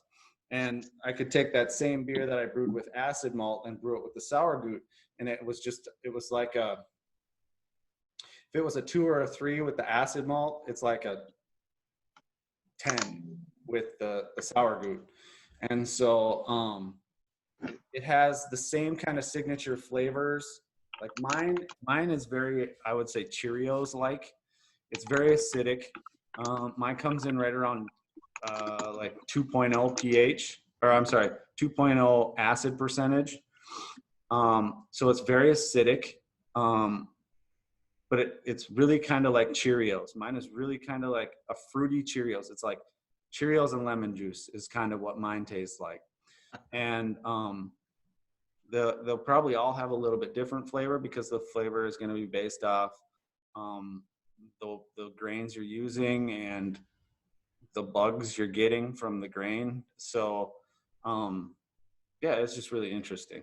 So That's interesting because Cheerios is, there's been a lot of people trying to characterize the flavor they get out of LOB sure. pale beers, and there are different cereal descriptions, grape nuts or whatever. And I said, well, I think mine is Cheerios. Yep. That's the flavor. And so that maybe that's just a characteristic flavor of low oxygen pale malt, which is maybe taken to an extreme in Sauergut when you're really doing an anaerobic Yep. process throughout. Yeah, I mean, there's the raw character of what your mash tastes like, because it's just mashed wort. It's non-boiled for me. It's non-boiled. It's non-hop. So whatever your wort tastes like after mashing, that's exactly what your Sauergut flavor is going to take on. It's not going to take on any fermented character because there's no fermentation going on. And so or melanoidins generated in a boil or anything. Yeah. Yeah. So it's just raw wort. And so that raw wort, that warty character transfers on through. Mm-hmm. And then you get the sourness or the twang from that high lactic. And so it's really interesting. I don't know. How about you, Andrew? What do you think your Sauergut tastes like? Yeah, I would, when I hear your description, I agree. But I think what I probably would have said, like before, sorry, there's a family's watching a Harry Potter marathon in the next room. Nice. I would have said like a grape nuts and orange juice. Sure. It's almost like, at first it's almost unpleasant because it's like you poured orange juice on your cereal. You ever do that? No. And actually taste it. You get up in the morning, you're so tired. Happened to me once as a kid. Never happened again after that because I learned that. I would think that would be more of a college experience. I'm definitely going to agree with the orange juice notes. You get kind of like a unsweet orange juice, maybe just a little bit of malt way in the background. But exactly, unsweetened. Kind of like a lactic, unsweet orange juice. Right. But Bryan's Sauergut was a bit different when I tasted that. I got less orange juice on it, but more maybe like, I don't know, it's hard to explain, but you could definitely tell the higher acid percentage. I do the batch-wise Sauergut, and so I get maybe 1.7% acid, titratable acid, so nowhere near the level that he's got. So it really kind of changes the flavors drastically, on the finished batch if you're going to do like a reactor versus batch-wise. But I've been making batch-wise for probably 3 years now, and I think I've tasted about every kind of variant of Sauergut you can get, because pretty much every time it's a little bit different. Like Bryan says, depends on what's on the malt, that week. Yep. Yeah, there's a little bit of flora and fauna to it. And so the like when I was maintaining my reactor, when I make my bulk one, with the reactor, whatever I pulled off, I refilled. So there was always some of, there was always like 90% of the old and then 10% new, and 90% old, 10% new. So it kept kind of the same flavor profile.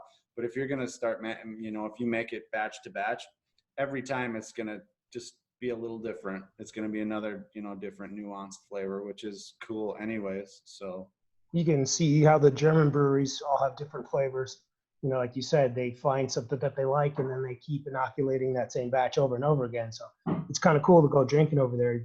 Once you get used to what the flavor of Sauergut is, it's kind of hard to pick out, at first if you're not used to German beers. But once you know what it tastes like, then it's fun going on a tour over there and going, oh, I have this stuff, what kind of flavor do they got? Because the rest of the beer is pretty much the same, malt, hops, whatever.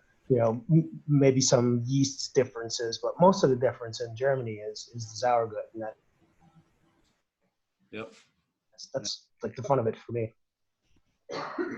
Yeah, it's that never mentioned fourth pillar of German beer flavor. Yeah, no doubt.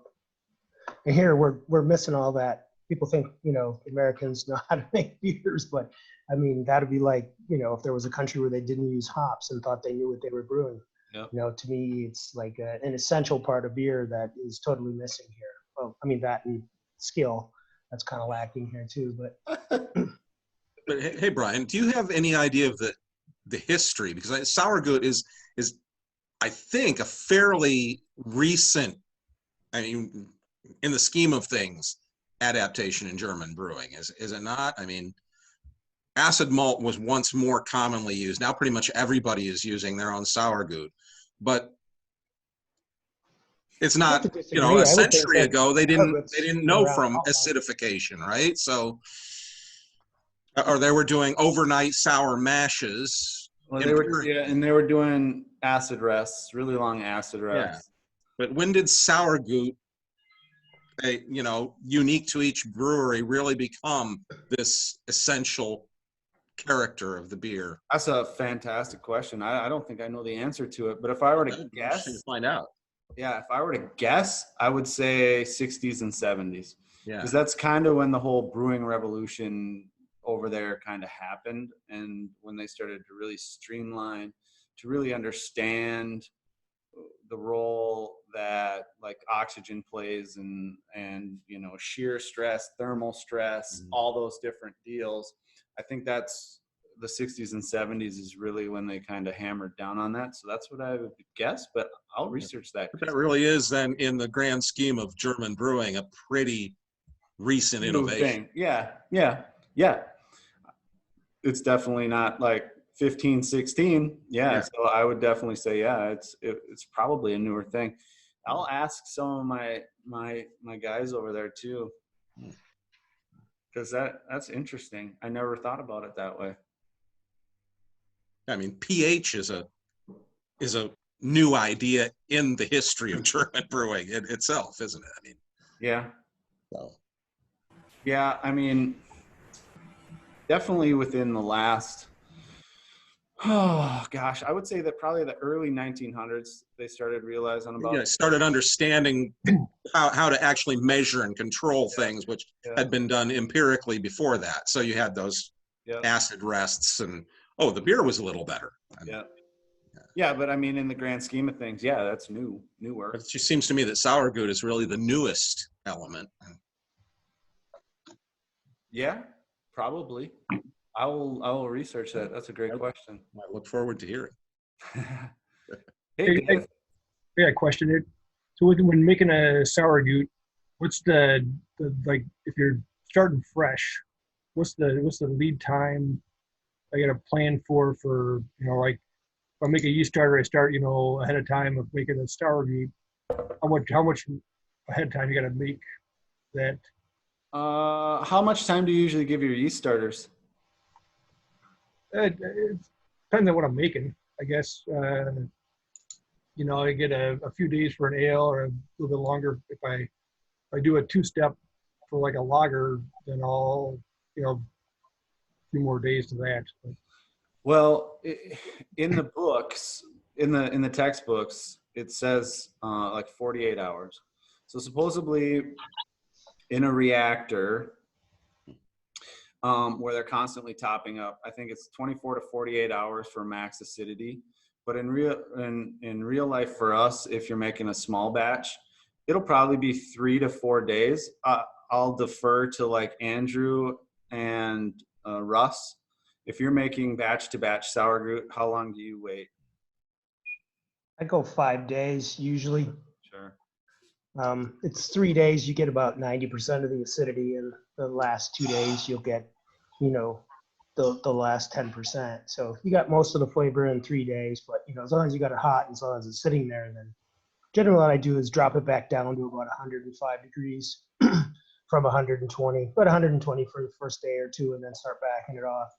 And it'll usually get a little bit higher acidity at a little bit lower temperature at a few days longer. But you know, if you're rushing it, 3 days. Sure. And then the other curveball is, you know, what your acid percentage is going to be on that short. What I found in kind of back of the napkin calculations is if you're going about 3 days, you'll probably be at about 1.25%. And if you figure around 1.25%, probably be pretty close. So like if you use brew and water or whatever beer calculator you use, and if it has lactic acid dosing for acidification, all you simply have to do is instead of 88% lactic acid, just switch that to 1.25, and that should pretty accurately dose whatever you want to do. Cool. Where you at, Dave?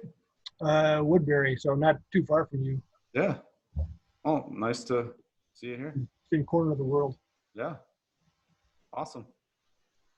Actually, let me say that again. I said that the batch wise was 1.7% acid. It's not. It's about 1.2% acidity is what I usually get. So I just had to look up my notes. It's been a while since I made it. Sure. So last batch was like 1.19%. Yep. So yeah, if you put in 1.2% roughly or whatever into whatever calculator you use for your, if you use brew and water or whatever you use, that should get you pretty close. I mean, you can do the calculations too, but it's just easy to use Brewer's Friend or whatever you got to do that. So. Cool. Yeah, Sauergut's an interesting. It's an interesting beast. And I'm assuming you guys always brew with Sauergut when you're brewing your German style beer. I acidify with Sauergut no matter what because I have a setup where it's dosed and it's auto dosed into the mash tun, and there's a flow meter and all that stuff, and all my acidification, no matter what beer style I make, is dosed with that just because that's what it's set up to do. So. And is that just trying to hit your target mash pH you add to what you need? Yep. So usually, like my mash pH, just using the grain bills that I throw together, it usually hits like 5.3, 5.2 without having acidification. So I'm assuming the malt bills for more traditional German beers that you brew have less acidic or more less acidity in the malt. Acidic, yeah. So like the Pilsner malt is going to be your the least acidic malt you have, so your pH will be the highest. So like let's say you're going to brew a Pilsner and it's going to be 100% Pils malt, it's going to drive that pH up to 5.6, 5.7 probably, and that's of course depending on water chemistry and all that fun stuff too. But let's say you use distilled water and little to no water salts and a Pils malt, it's going to be high. It's going to be probably high 5.7s, somewhere around there. So that's where that comes in, because you'll probably dose on a Pilsner or something like that. You'd probably dose, depending on the acidification of that Sauergut, anywhere from 400 to 800 milliliters. Interesting. Yeah, it's just and you just have that on hand. Is that something you have to keep at a constant temperature at all times? Is that something you have to keep refrigerated? How's that work? So you acidify it at a warm temp, 120 right. degrees roughly, and then once you hit the acidity you want, you can basically do whatever you want with it. You can put it in the fridge. Mine just sits out room temperature. Yeah. Yep. So wait, I can store it at room. Sorry, I can store it at room temp. I thought I need to store it at 30, 38 or whatever the fermentation temperature was. Only so that was only if you want to maintain the reactor. Because what's going to happen if you don't maintain the reactor, it's going to get to its max acidity and it's going to stop. It's going to kill it, basically not kill itself. It's going to put itself to sleep basically. And so there's no point in keeping it up there. The only reason why is when you maintain that reactor, you want those bugs, ready to rock on when you're running off that new wort into the reactor so they can chomp on that. But Oh, okay. So because that was a deal breaker, yeah. I think it's just like beer. The colder you store it, the longer it's going to last. Yep. And is there like a traditional shelf life on that stuff? Not that I know of. See, the professionals maintain a reactor, and how their reactor works is every time they brew, they pull off and acidify the wort. And then on the sparge, well, no, I lied. So they pull off, and then on the first runnings, they half that usually with water. They blend water, and then they fill the reactor. So there's this constant flow of in and out in the reactor. And these guys, these professional brewers, are basically brewing every day. And so every day they're constantly topping up, or close to. They're topping up, they're pulling out, and they're topping up. They're pulling out, and they're topping up. And so these reactors are maintained basically like a fermenter, where it's always at, 38C or something like that, 40C. And so they just continually cycle through it. So there's really no there's really no best by date, because it's fresh every day. So, but Wireman sells it in bulk, and so you could probably get guidance there on what a shelf life would be. yeah, environments is different though. They concentrate it. All right. So, That's right. It's kind of like sour Cinnamar, isn't it? It's similar yeah, like process. Like Sauergut is like a super light blonde beer or a Pilsner that's not hopped. But the Weirmann, that shit's like tar is what it's like. I've never seen it, because you have to buy multiple barrels in order to get it. I think you can get a 2 kilogram bag in a box is the smallest one. That's the one I played with. But it's different. It's since it's, I think they evaporate it like the Cinnamar, like they're doing the Cinnamar, and so I don't think it's really boiled, but it's very concentrated, and it's super high gravity too. It was like 1.120 or some crazy gravity of sugar, and so I think they use that to help with shelf life, because Right. yeah, it had a crazy shelf life too. It was like 6 months from the day it was opened or something like that at room temperature, and then at fridge temperatures it was like a year. It was strange. So my experience with batch wise is about 6 months tops, storing it in the refrigerator. I make it in mason jars, and so you can really easily see when it's starting to go, because again, like Bryan said, it's light wort and it picks up oxygen just like any beer. So even in well sealed mason jars, it still will pick up a little bit, and you can see it start to go darker.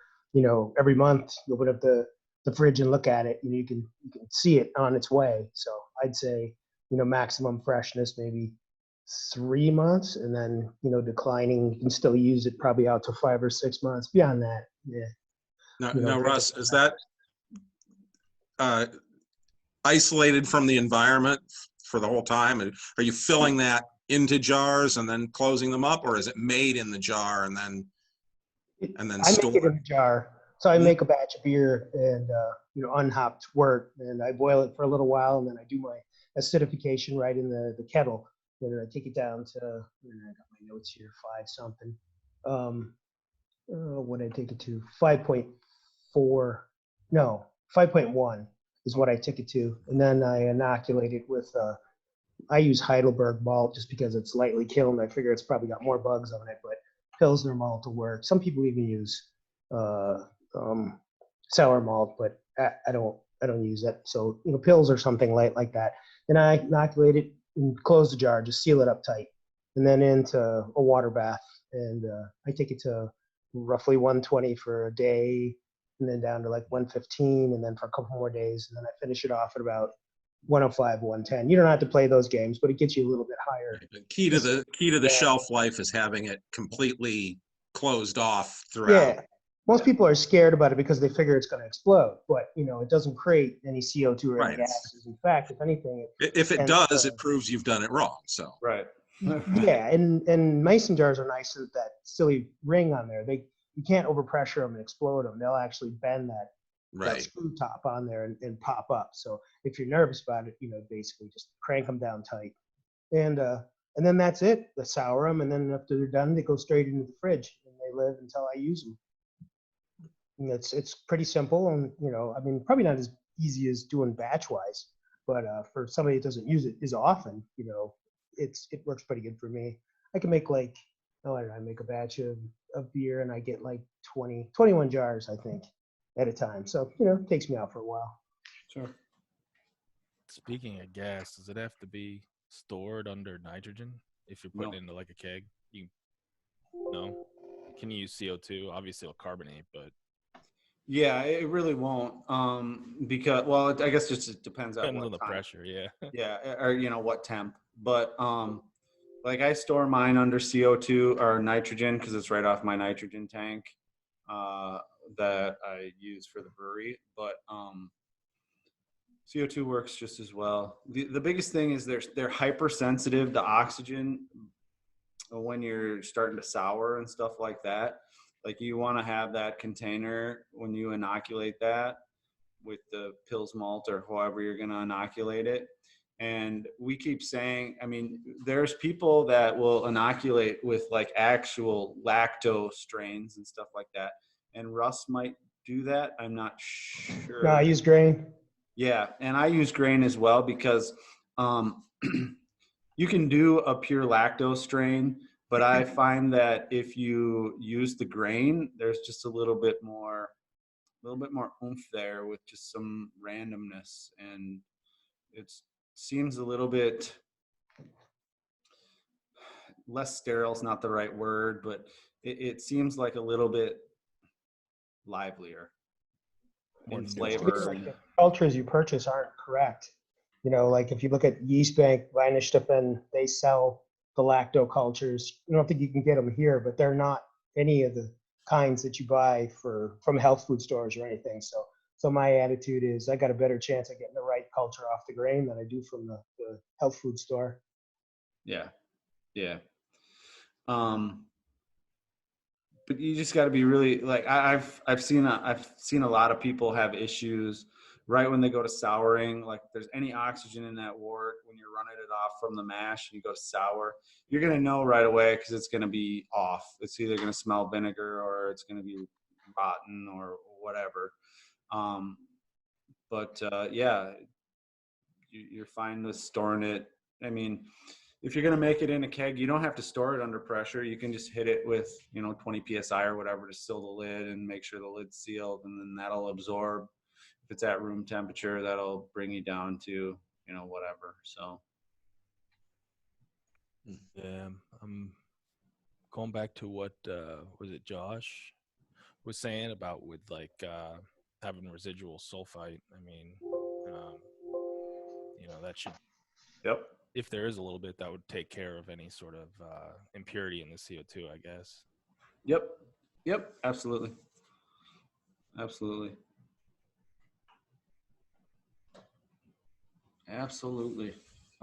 Shoot, I was going to say something.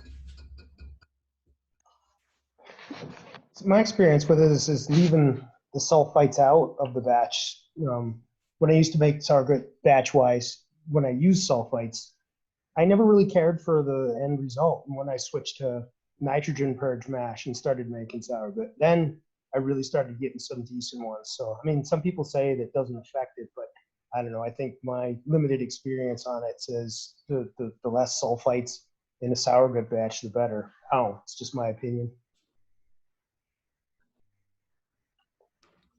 Could be.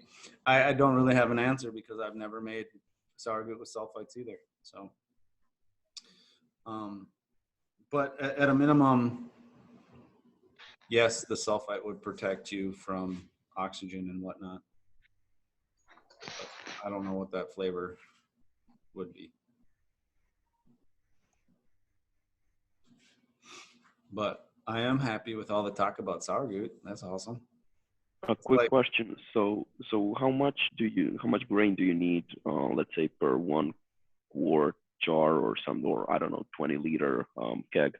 How much actual grain do you put? I use about a pound. Like if I'm going to make a bulk batch, let's say it's 5 gallons, I'll use a pound. Right. couple, like 3-4 handfuls. It doesn't, I don't think it really matters. I mean, it does a little bit, but you don't have to be exact. I don't know what Russ is using per jar. I'm sure he's got his notes. For what? Oh, I make an 11 plate of wort. And then how much grain do you sour with per jar? Oh, well, I can tell you exactly here. I got the thing up. Hold on a sec. Yeah, 10 grams. Use 10 grams of Pilsner wort for what is a mason jar, like 900 milliliters, something like that, 950 milliliters. Yeah, real close to 1,000. Yeah. I don't think it makes a heck of a lot of difference. You know, it'd probably work with 10 grams or 20 grams or 30 grams. I think the point is like how much, grain you want to deal with in your jar after you're done. Yep. But yeah. Yeah. The other thing I'll So say figure, is, 10 to 12 grams per. yep. The other thing I'll tell people, if you are making it in a keg, put your grain in a bag. Oh yeah. Because otherwise you're gonna have a clogged dip tube or. Dude, tell me about it. I mean, just recently I dry hopped with like 11 grams my New England Pale Ale, and I double checked. I was like, the bag, I double checked it, and I was like, it's fine, and it opened up, and everything went to crap. Ugh. Yeah, there's few things worse than a clogged dip tube poppet on a keg. That's It clogged it clogged the gas tube. I was like, okay, well, I'm gonna invert it, and I'm gonna take the beer out of the gas tube. Like, nope. sure. I had something similar with a raspberry puree that I used on a Hefeweizen that I split 3 ways, and I got almost all of it out before I kegged it, but enough of it made it into the dip tube to clog up my posts on the way out. So I had 4 gallons of really good hef that I just couldn't get out. And I know it's probably blasphemy for me to say I put fruit in a Hefeweizen, but I did it. I don't care. I bought these little mesh discs that you can put on the end of the dip tube, and they work really well because I was doing a lot of adjuncts and kegs like coconut and coffee and vanilla and stuff. And I've probably clogged the dip tube of about 5 or 6 beers that I've made so far. And the little discs, the little stainless steel mesh discs have worked great. And a lot of times what I'll do is I'll have a keg with all the adjuncts or fruit or whatever in it and throw all the beer in there uncarbonated, and then use a jumper to another keg, push the beer through the disc filter thing into the other keg, and then carbonate in that keg. That seems a pretty good idea. Can you put a link to that in the chat? I got one of those little. I'm not high tech like most of you guys, but I got like one of those bouncer filters that I use to pump my cooled beer through into my fermenter. I got some finer mesh inserts to go into them. So I think I'll probably, next time I do some kind of heavy adjunct into the fermenter, probably use those for transfer, but we'll see how that works out. Just low tech, low cost stuff.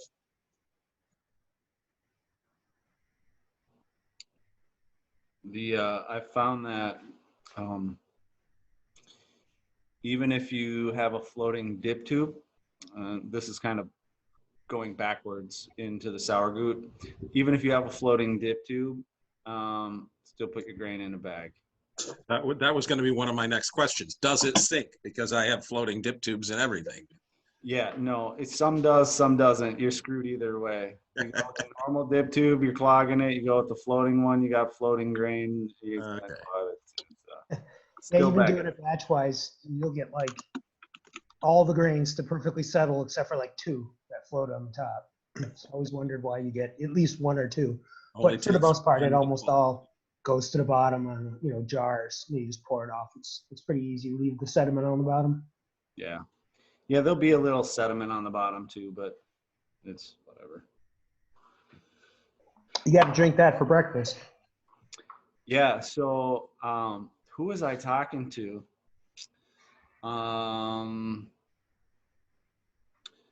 So I know a gentleman by the name of Christopher McGregor. Christopher McGregor was from Texas. He was a science teacher. He decided, he got the beer bug, and he decided, I don't want to be a science teacher in Texas anymore. I want to be a professor at Weinstefan in Germany. So he moved there and became a professor at Weinstefan. And every morning, that's what the brewmasters drink for breakfast, Sauergut. And I was speaking with. Don't blame them. It's good stuff. That's the problem with batch wine, is keeping it around. The lower acidity makes it easier to drink. It's like an enjoyable beverage. Reactors, that stuff's a little tougher to drink. But yeah, they claim that's how they get their probiotics. So that's their nutrient drink for breakfast. I have my yogurt smoothie every morning. Well, it's the same thing, right? Yep. And so I was talking with another guy who went to school there and graduated and whatnot. And he said, yeah, by the time I came back to the States, I had to get I think it was like a dozen cavities filled from the holes that Sauergut burned in my teeth. He's like, that stuff was so strong you could take pain off with it. So yeah, it was it's interesting. I don't drink mine, but I taste it every once in a while to make sure it's all right. But yeah, it's interesting. Another interesting thing about it is if anybody doesn't know what Sauergut is supposed to taste like, the Bitburger Drive non-alcoholic beer, the flavor of that is pretty much Sauergut. I mean, that's how they make that beer. I don't even know why they call it beer, because it really doesn't taste anything like regular beer, but it tastes like Sauergut. I've never had that. Yeah, it's like, straight up thinned out Sauergut with, fizz.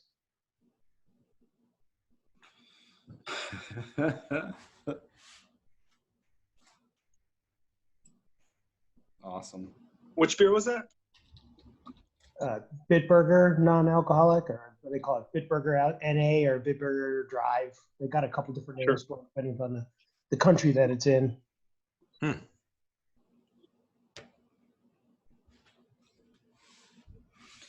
Yeah, I've never had that. You know what I do want to try, though? I want to try some of that Heineken Zero alcohol stuff. Has anyone tried that yet? No. All the green bottle skunk and none of the alcohol? Yeah.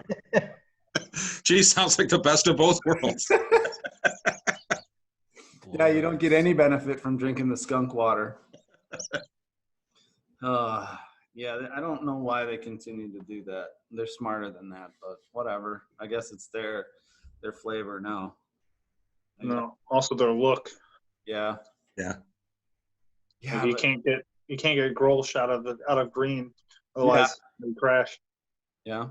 I mean, Heineken cans are decent. They're good, but I don't know why. Whatever.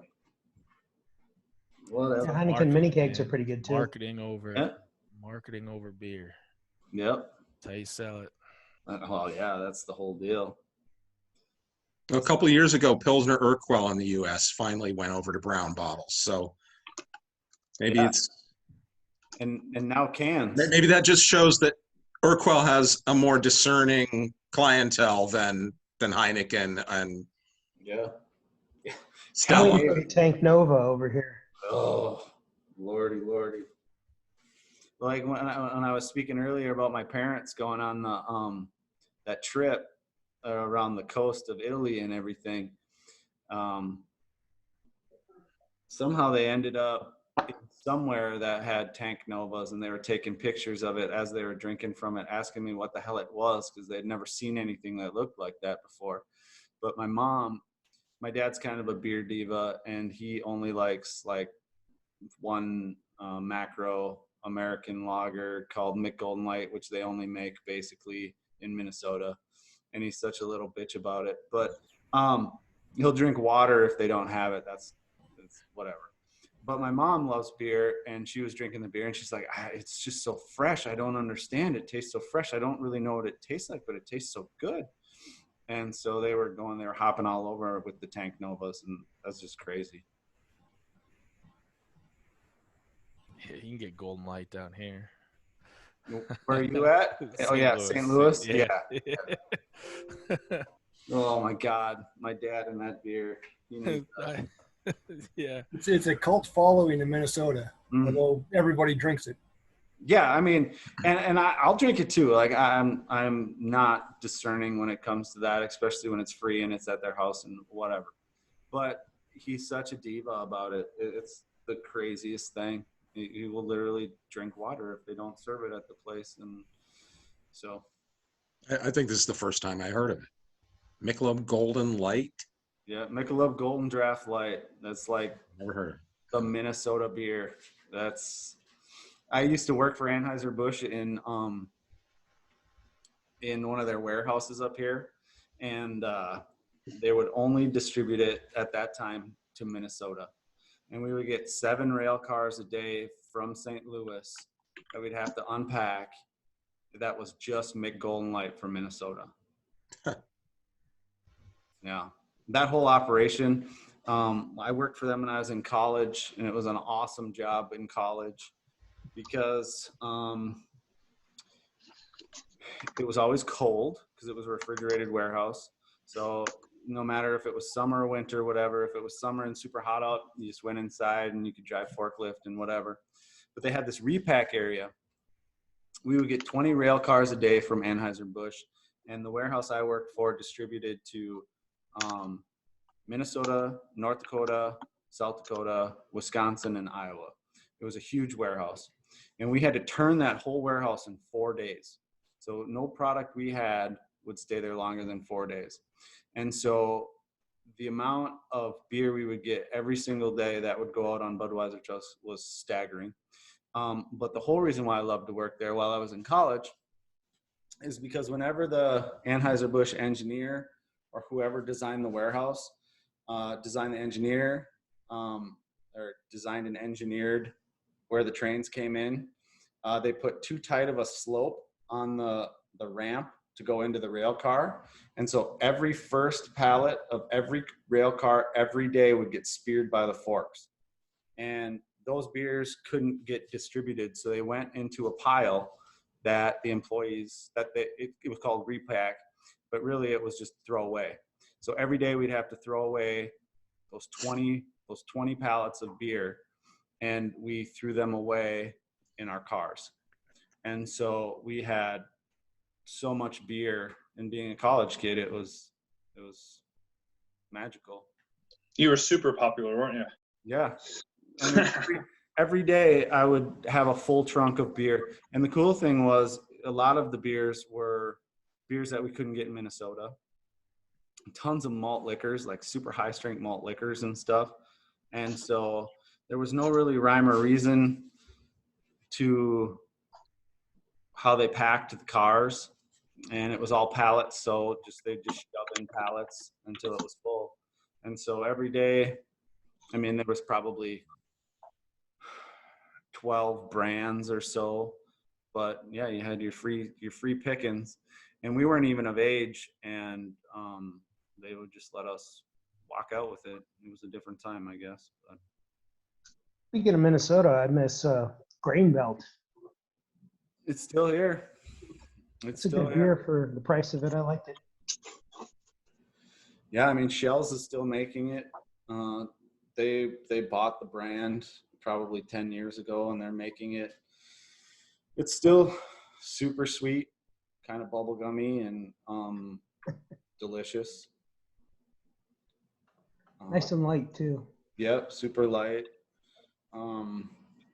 That beer is 40. It's 40% corn syrup. Really? Yep. That's why it has no color. Yep.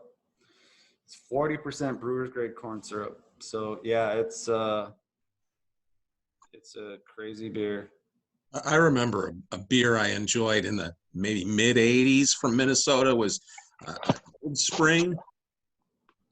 Does that still exist? Cold Spring? Yeah. Yeah. So, I think they've gone more crafty now, maybe. Yeah, now they're Third Street. But back then they actually, I think it was basically just pretty mainstream lager, but they actually had the word Dortmunder on the label, which was kind of Sure. Yeah. It just was a little bit, maybe a step up from the average, but. Yeah. I don't know that, and maybe Dave can speak to this too. I don't know that Cold Spring are they actually making their own labeled beer anymore? I think it all went to 3rd Street, and that's like their craft. So they do tons of energy drinks now, and they do their craft side, which is 3rd Street, is what they call that. But I think they contract brew quite a bit of stuff up there too.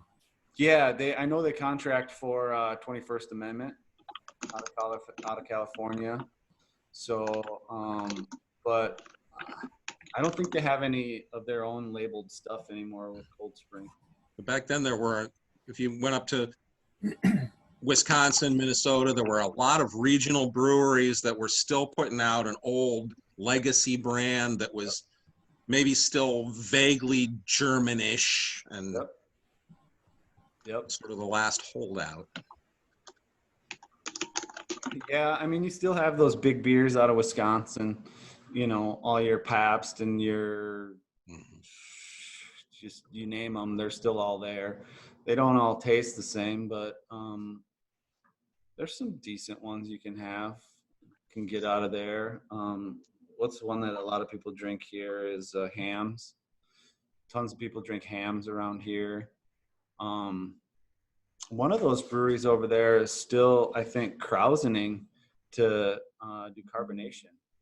And I can't remember. It used to be one of the advertising points for not old style, but who made that? It was their Heilemann. Heilemann Special Export. Yep.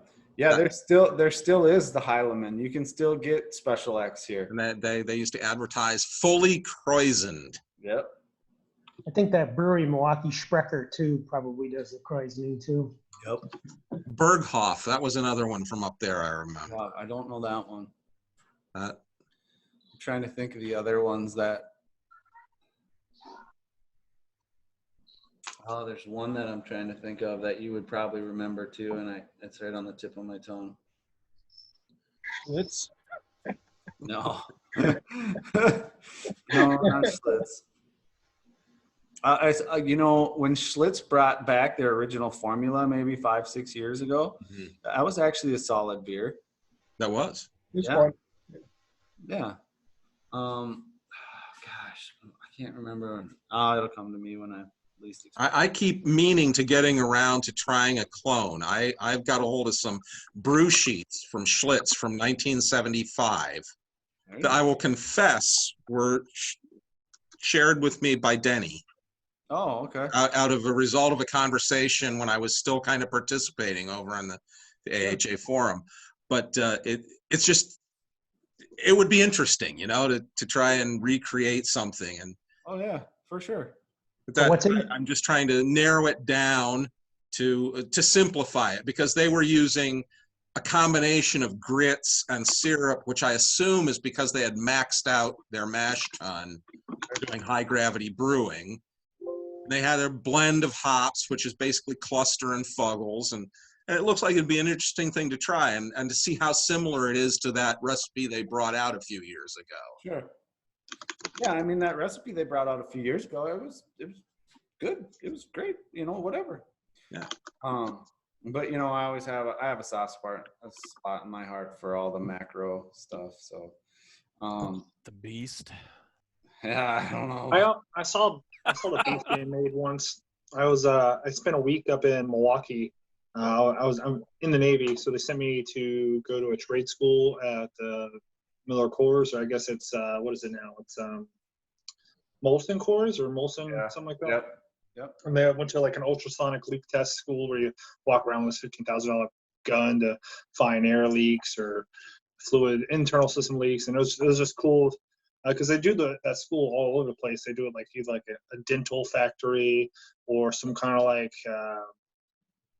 slaughterhouse. It's whatever company pays for the people, and then they sell off the excess seats to help pay for the price. So I was able to pick the one at Miller Coors Brewery at the time. That was just great seeing beer brewed on that scale for the first time, and then having a couple of pints of High Life at the end of each class. Yep. Yes, it was a cool place. Oh, champagne of beers. Yeah, that's we get all those good beers here. We get all the Wisconsin beer we basically get here, except New Glarus. New Glarus won't sell outside of Wisconsin, so we don't get any New Glarus stuff. But it was interesting. They were telling me like how many of the brews there are made there. So like Keystone Light and Miller Light are the same beer. Like if they have some Miller Light that doesn't meet their specs, they just put it in Keystone Light and sell it. Yep. Yeah. That's exactly correct. That's exactly what. But I don't think it's Miller Light. I think it's Coors Light. I think Coors Light. I think you're right. Yeah, I think you're right. It's Coors definitely Light Coors Rejects Light. is Keystone. They even got the same can. And yep. And Keystone was originally the super cheap Coors brand, right? Yep. Yeah, so that makes sense. Yep. Yeah, that's Isn't all the big breweries just essentially one beer syrup they brew and dilute it out with water to their different products? probably. I mean, at this point, it's so highly automated. I doubt anything's. Like I mentioned a minute ago with the high gravity brewing of the Schlitz, that's since the 60s. That's what most of them been doing, is brewing a beer to about 14 Plato. Yep. Which the higher gravity fermentation will also give you some more esters and some more flavor to it. And then it also saves tank space. Yeah. And what they do is they just dilute it with deaerated water in line on the way to packaging. Yep. And so they can get different brands, which really isn't that different than party giling in England 100 years ago. But Sure. Yeah, no, that's 100%. The same economy. Have anyone here ever had the Bud out of the tank? The high gravity Budweiser out of the tank? No. Yeah. It's amazing. It's like a Bach. And so it's like 1065 wort. It's like 6.5% alcohol, and out of the tank, it's amazing. And then, it goes and gets watered down once for Bud and maybe twice for Bud Light or whatever it is. Yeah. You can definitely pick up those esters, in Coors Light, in Bud Light. You can pick up those high fermentation esters in those beers. You get some of the green apple, and I think it's Miller Lite has some acetaldehyde, and they have those esters from that high fermentation profile, which is strange because that's what makes their signature flavors. Like, that's why people drink Miller Lite, is because of that, apple flavor, which is really a off flavor from, or not necessarily an off flavor, but a flavor from a high alcohol fermentation. So it's just all crazy. People, how that all works. Did any one of you see, I forget what platform it was on. It was a Budweiser. It was called the King of Beers. And it was about the internal Budweiser competition. Yeah, I think it's on Amazon Prime streaming. Is it? I didn't see it there. I saw it on like some other like news streaming thing, like QB or something like that. But yeah, you're right. I did see it on Amazon too, I think. That's a kind of a cool thing too. So they have an internal competition to see who brews the best Budweiser, and all the different between plants. Yep, between the plants, and the winner gets the cup, and apparently the cup is coveted. But they have people from China and where all their different plants are, and they compete. And every week, I think it's every week or every month. It's every month for a year. They send in a sample, and that sample gets tasted by like the tasters at Budweiser and gets scored, and then they have a competition based on that. It's actually it's really interesting. Yeah, I enjoy it a That's lot. pretty cool. My sister's gonna start working at the Fort Collins plant. She's in there. She's getting into their like management program out of school. So this summer she's supposed to move out there. We'll see how everything goes with this, lockdown and stuff. But I was hoping to go visit her and kind of get a tour at some point. Yeah, they picked up all American brewing and distribution of Kona too. When Kona sold out to AB, that's where Fort Collins is who's producing all that stuff now too. So yeah, the Fort Collins was in that competition. I remember seeing Fort Collins. Yeah, that was a cool show. So if you have Amazon or even Google it, it's free.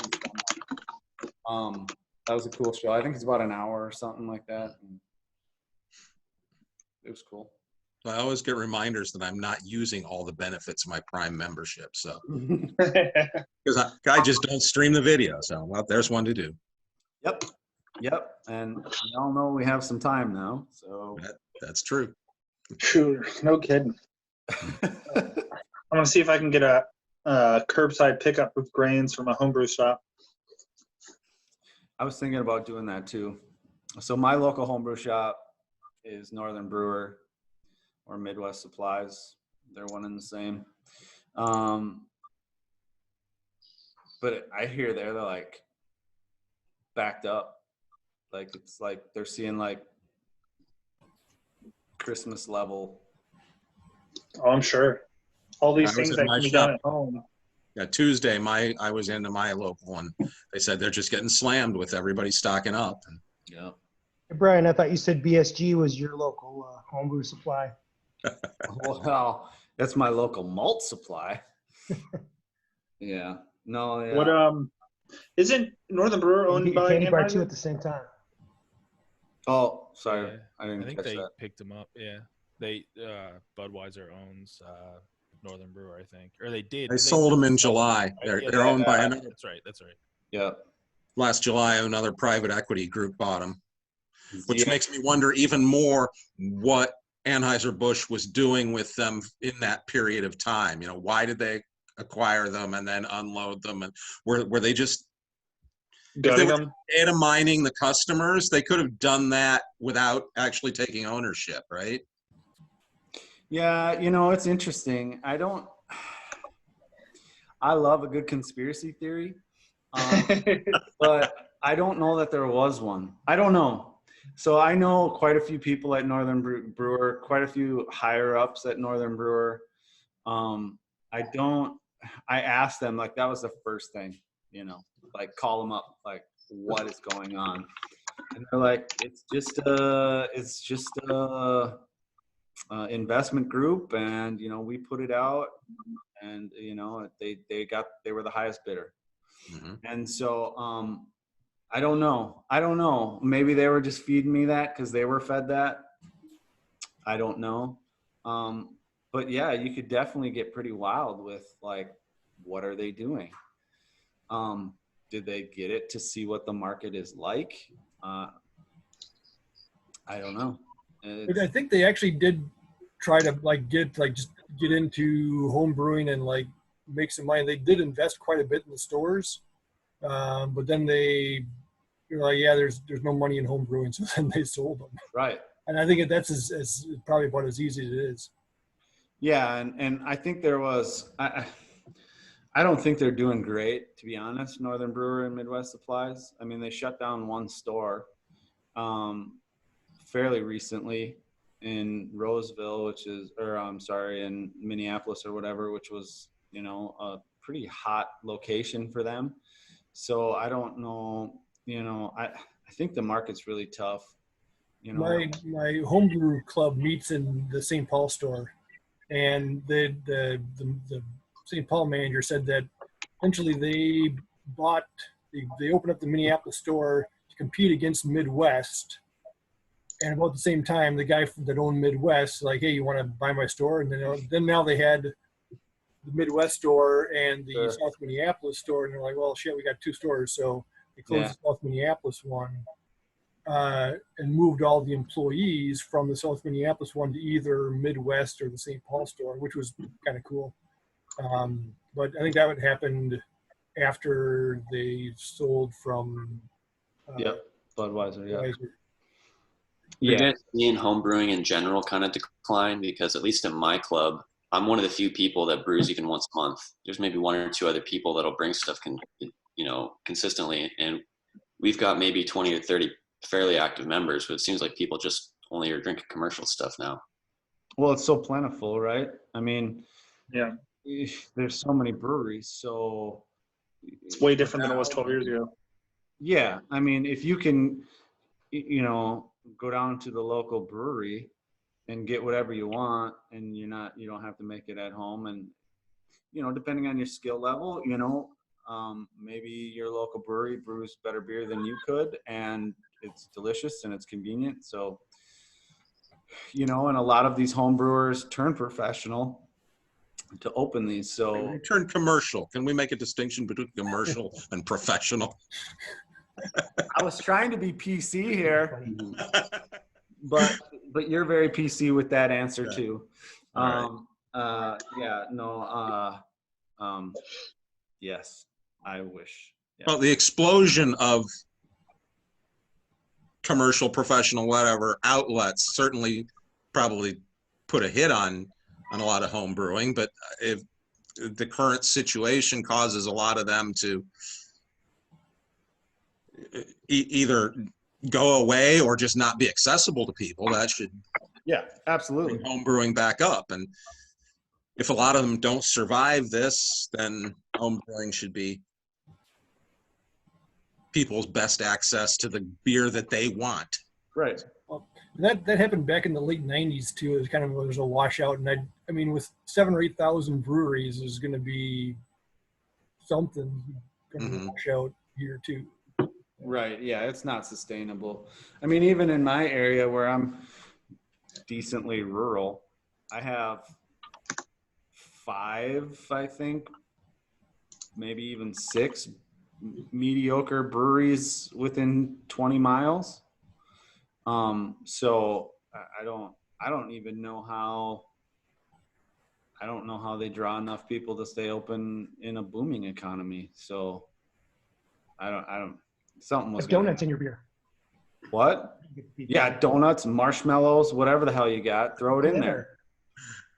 All right. Fruity Pebbles. Yeah, whatever. How to make beer right here.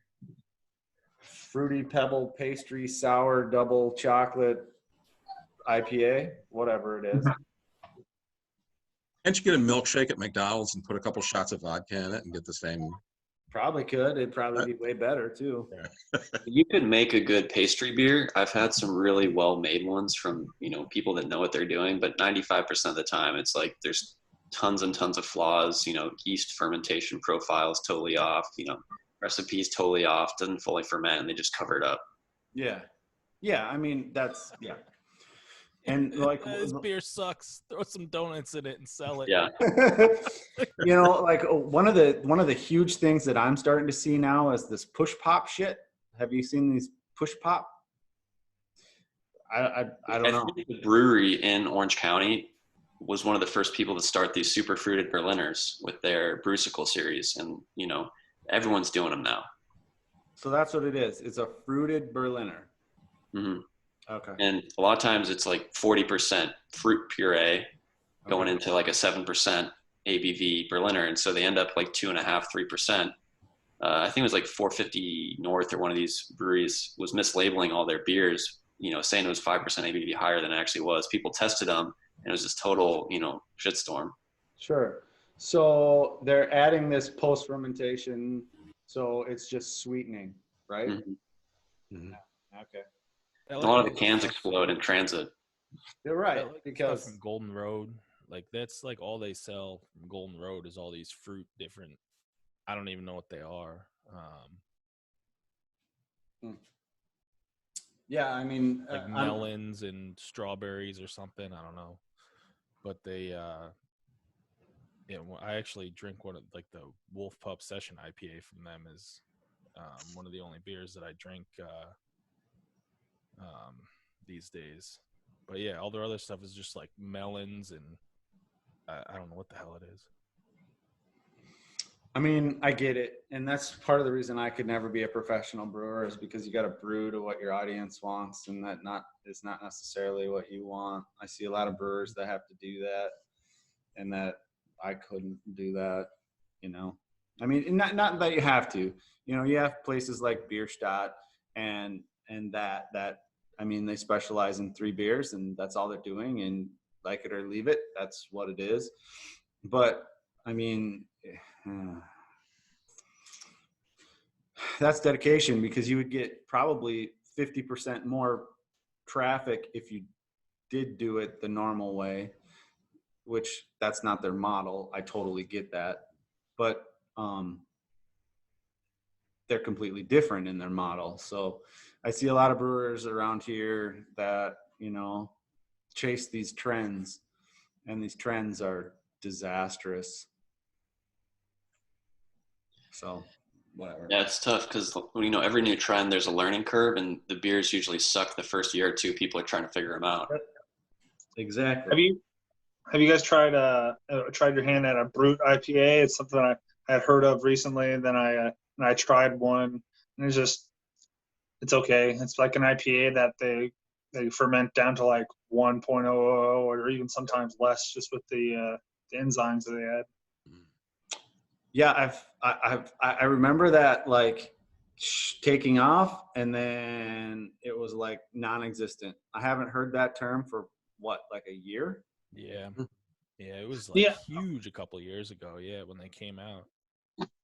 I hadn't even heard of it. Yeah, I don't know. Just the balance seems off.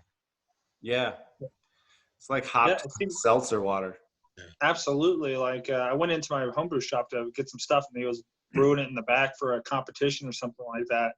And then I saw it like a week later in the package store on base, and I think it was like Sierra Nevada Brewed IPA or something like that. And I just wasn't impressed with it. It's like they're grasping at things instead of just putting out the good beer. That's good beer regardless of what time it is. Right. Yeah, I don't know. I have some of those enzymes here because I'm not sure why I got some, but I have some of those enzymes here. It's I've never tried them, but they scare me. I don't know why I would try them. But It's gonna be funny when all these craft breweries end up having to make hard seltzer instead of beer. they already are, aren't they? I know. Absolutely. Like they're going bonkers. I know like a lot of the breweries that I work with are like panic mode. Like, how the hell do we make seltzer? And there's someone regionally around here that makes a hard seltzer base that's like 7 point some percent that everybody's buying, and then they'll dilute it and fruit it, when they get it on site. But yeah, that's just a disaster. I mean, not that this hard seltzer is bad or anything, but it just obviously there was a market to be capitalized on because Budweiser jumped in, and who the hell else? Corona jumped in, and everybody else that just makes straight seltzer. So you got your White Claws and all that shit. So yeah, it'd be interesting to have to chase trends like that to make a buck. I hope the craft brewers go that direction and get the fuck out of the beer world. Stop messing it up. Yeah, the problem is, and like the problem I see is I'm just waiting for my request because well, now with our current situation, I probably won't get the request, but I could see that request coming from my parents in their entertaining area because a lot of those people drink that kind of stuff, and all of a sudden it's craft. So, Bryan brews beer. I bet he makes a seltzer, and so I was just anticipating that. But it's so crazy to. That's just one of the reasons I couldn't be a brewer, because you have to cave in and do that type of shit. Low oxygen seltzer, I like it. Yeah, well, how? I mean, I get it really has to be filtered. So, I mean, let's say you spun it in a keg, which is fine. I guess you could try a floating dip. I don't know. I was trying to wrap my head around it, and then I was just like, yeah, I'll tell them no. So. All right, hey, I got to run. I got to make dinner, but I enjoyed listening to all you guys talk about beer and stuff I don't understand, giving me a bunch of lookups, but it was a good time. And hope we got to do this again. Yeah, absolutely. Thanks for coming. All right, man. Yeah. Nice chatting with you. Nice chatting. Thanks, guys. Yeah, well, if this is something, oh, Dave, I was going to ask you, are you in St. Paul Homebrewers Club? Is that where you're? Yeah. Yeah. Okay. Yeah, I joined, what are they called? You'd think I'd know the name of the club I joined. Northeast Brewers Alliance. Oh yeah. Yeah. I'm no longer with them now, but I didn't renew my re-up, but we were meeting at Midwest, so Oh.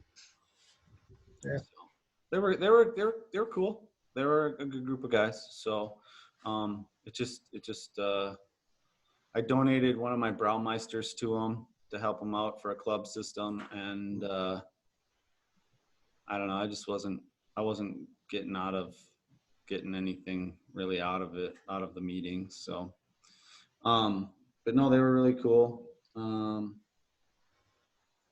What was I going to say? No, I hope everything worked out for the people that joined, and I hope we got to talk about beer and meet each other, and that's cool. Yeah. It's cool that we're at a point where we can just go on the interwebs and connect and talk about beer. So it's cool. I've really enjoyed it. This is my first time using Zoom. It's kind of it's a good way to talk about beer. Yeah, I was running through, a whole different mess of options, like how could I do this? We use Zoom a lot for work, and I was like, it could work because you have the ability to join with a PC, a Mac, a phone, and for people who don't want to talk or don't have microphones, you can chat. So you can see chats, you can see people if they want a video chat or just talk. And so I thought it could encompass kind of everything. And if for some reason, like, you actually want to use this as like a learning experience, I can share my screen, or someone could share their screen and do a presentation or whatever. And so I thought, I'll give it a try and just go from there. So I'm glad it kind of worked out for everybody. Yeah, I really like Zoom. Yeah, it seems to work. I did a pay version. There's a free version, but it limits you to like 40 minutes, and you can only have a max of 10 people. So I did a paid version that paid version gives you, I think, up to 100 people, and then everything is in HD, like if you have an HD camera and all that stuff. So videos in HD, and there's no limits and stuff like that. So I think it worked well. I'm also recording this whole session. So I think at the end, I'm left with some kind of file that I was probably just gonna put somewhere if someone wanted to listen to it again or whatever. So that's cool. Seems to work well. How much is the paid version? I'm thinking about trying to set it up for my homebrew club, is doing virtual meetings like this. Yeah. So it's $19.99 a month for the paid one. I think you can get it cheaper if you pay for a year. I think you only have to pay for like 9 months if you do the whole year, something like that. So it's not astronomical. So That seems reasonable. yeah, I mean, it seemed to be the best way to be able to encompass kind of any different end user and have features. So, and this was just a hey, let's see if it works. If it doesn't, it doesn't. But it seems to work, so that's cool. And Wish the homebrew club out here would use online meetings that wouldn't have to taste their diacetyl Band-Aid beers. yeah, you know, I was actually contemplating if this worked out. I was thinking about actually using this as a, like Josh said, as a homebrew club like meeting setup, because you could have a homebrew club from across the world.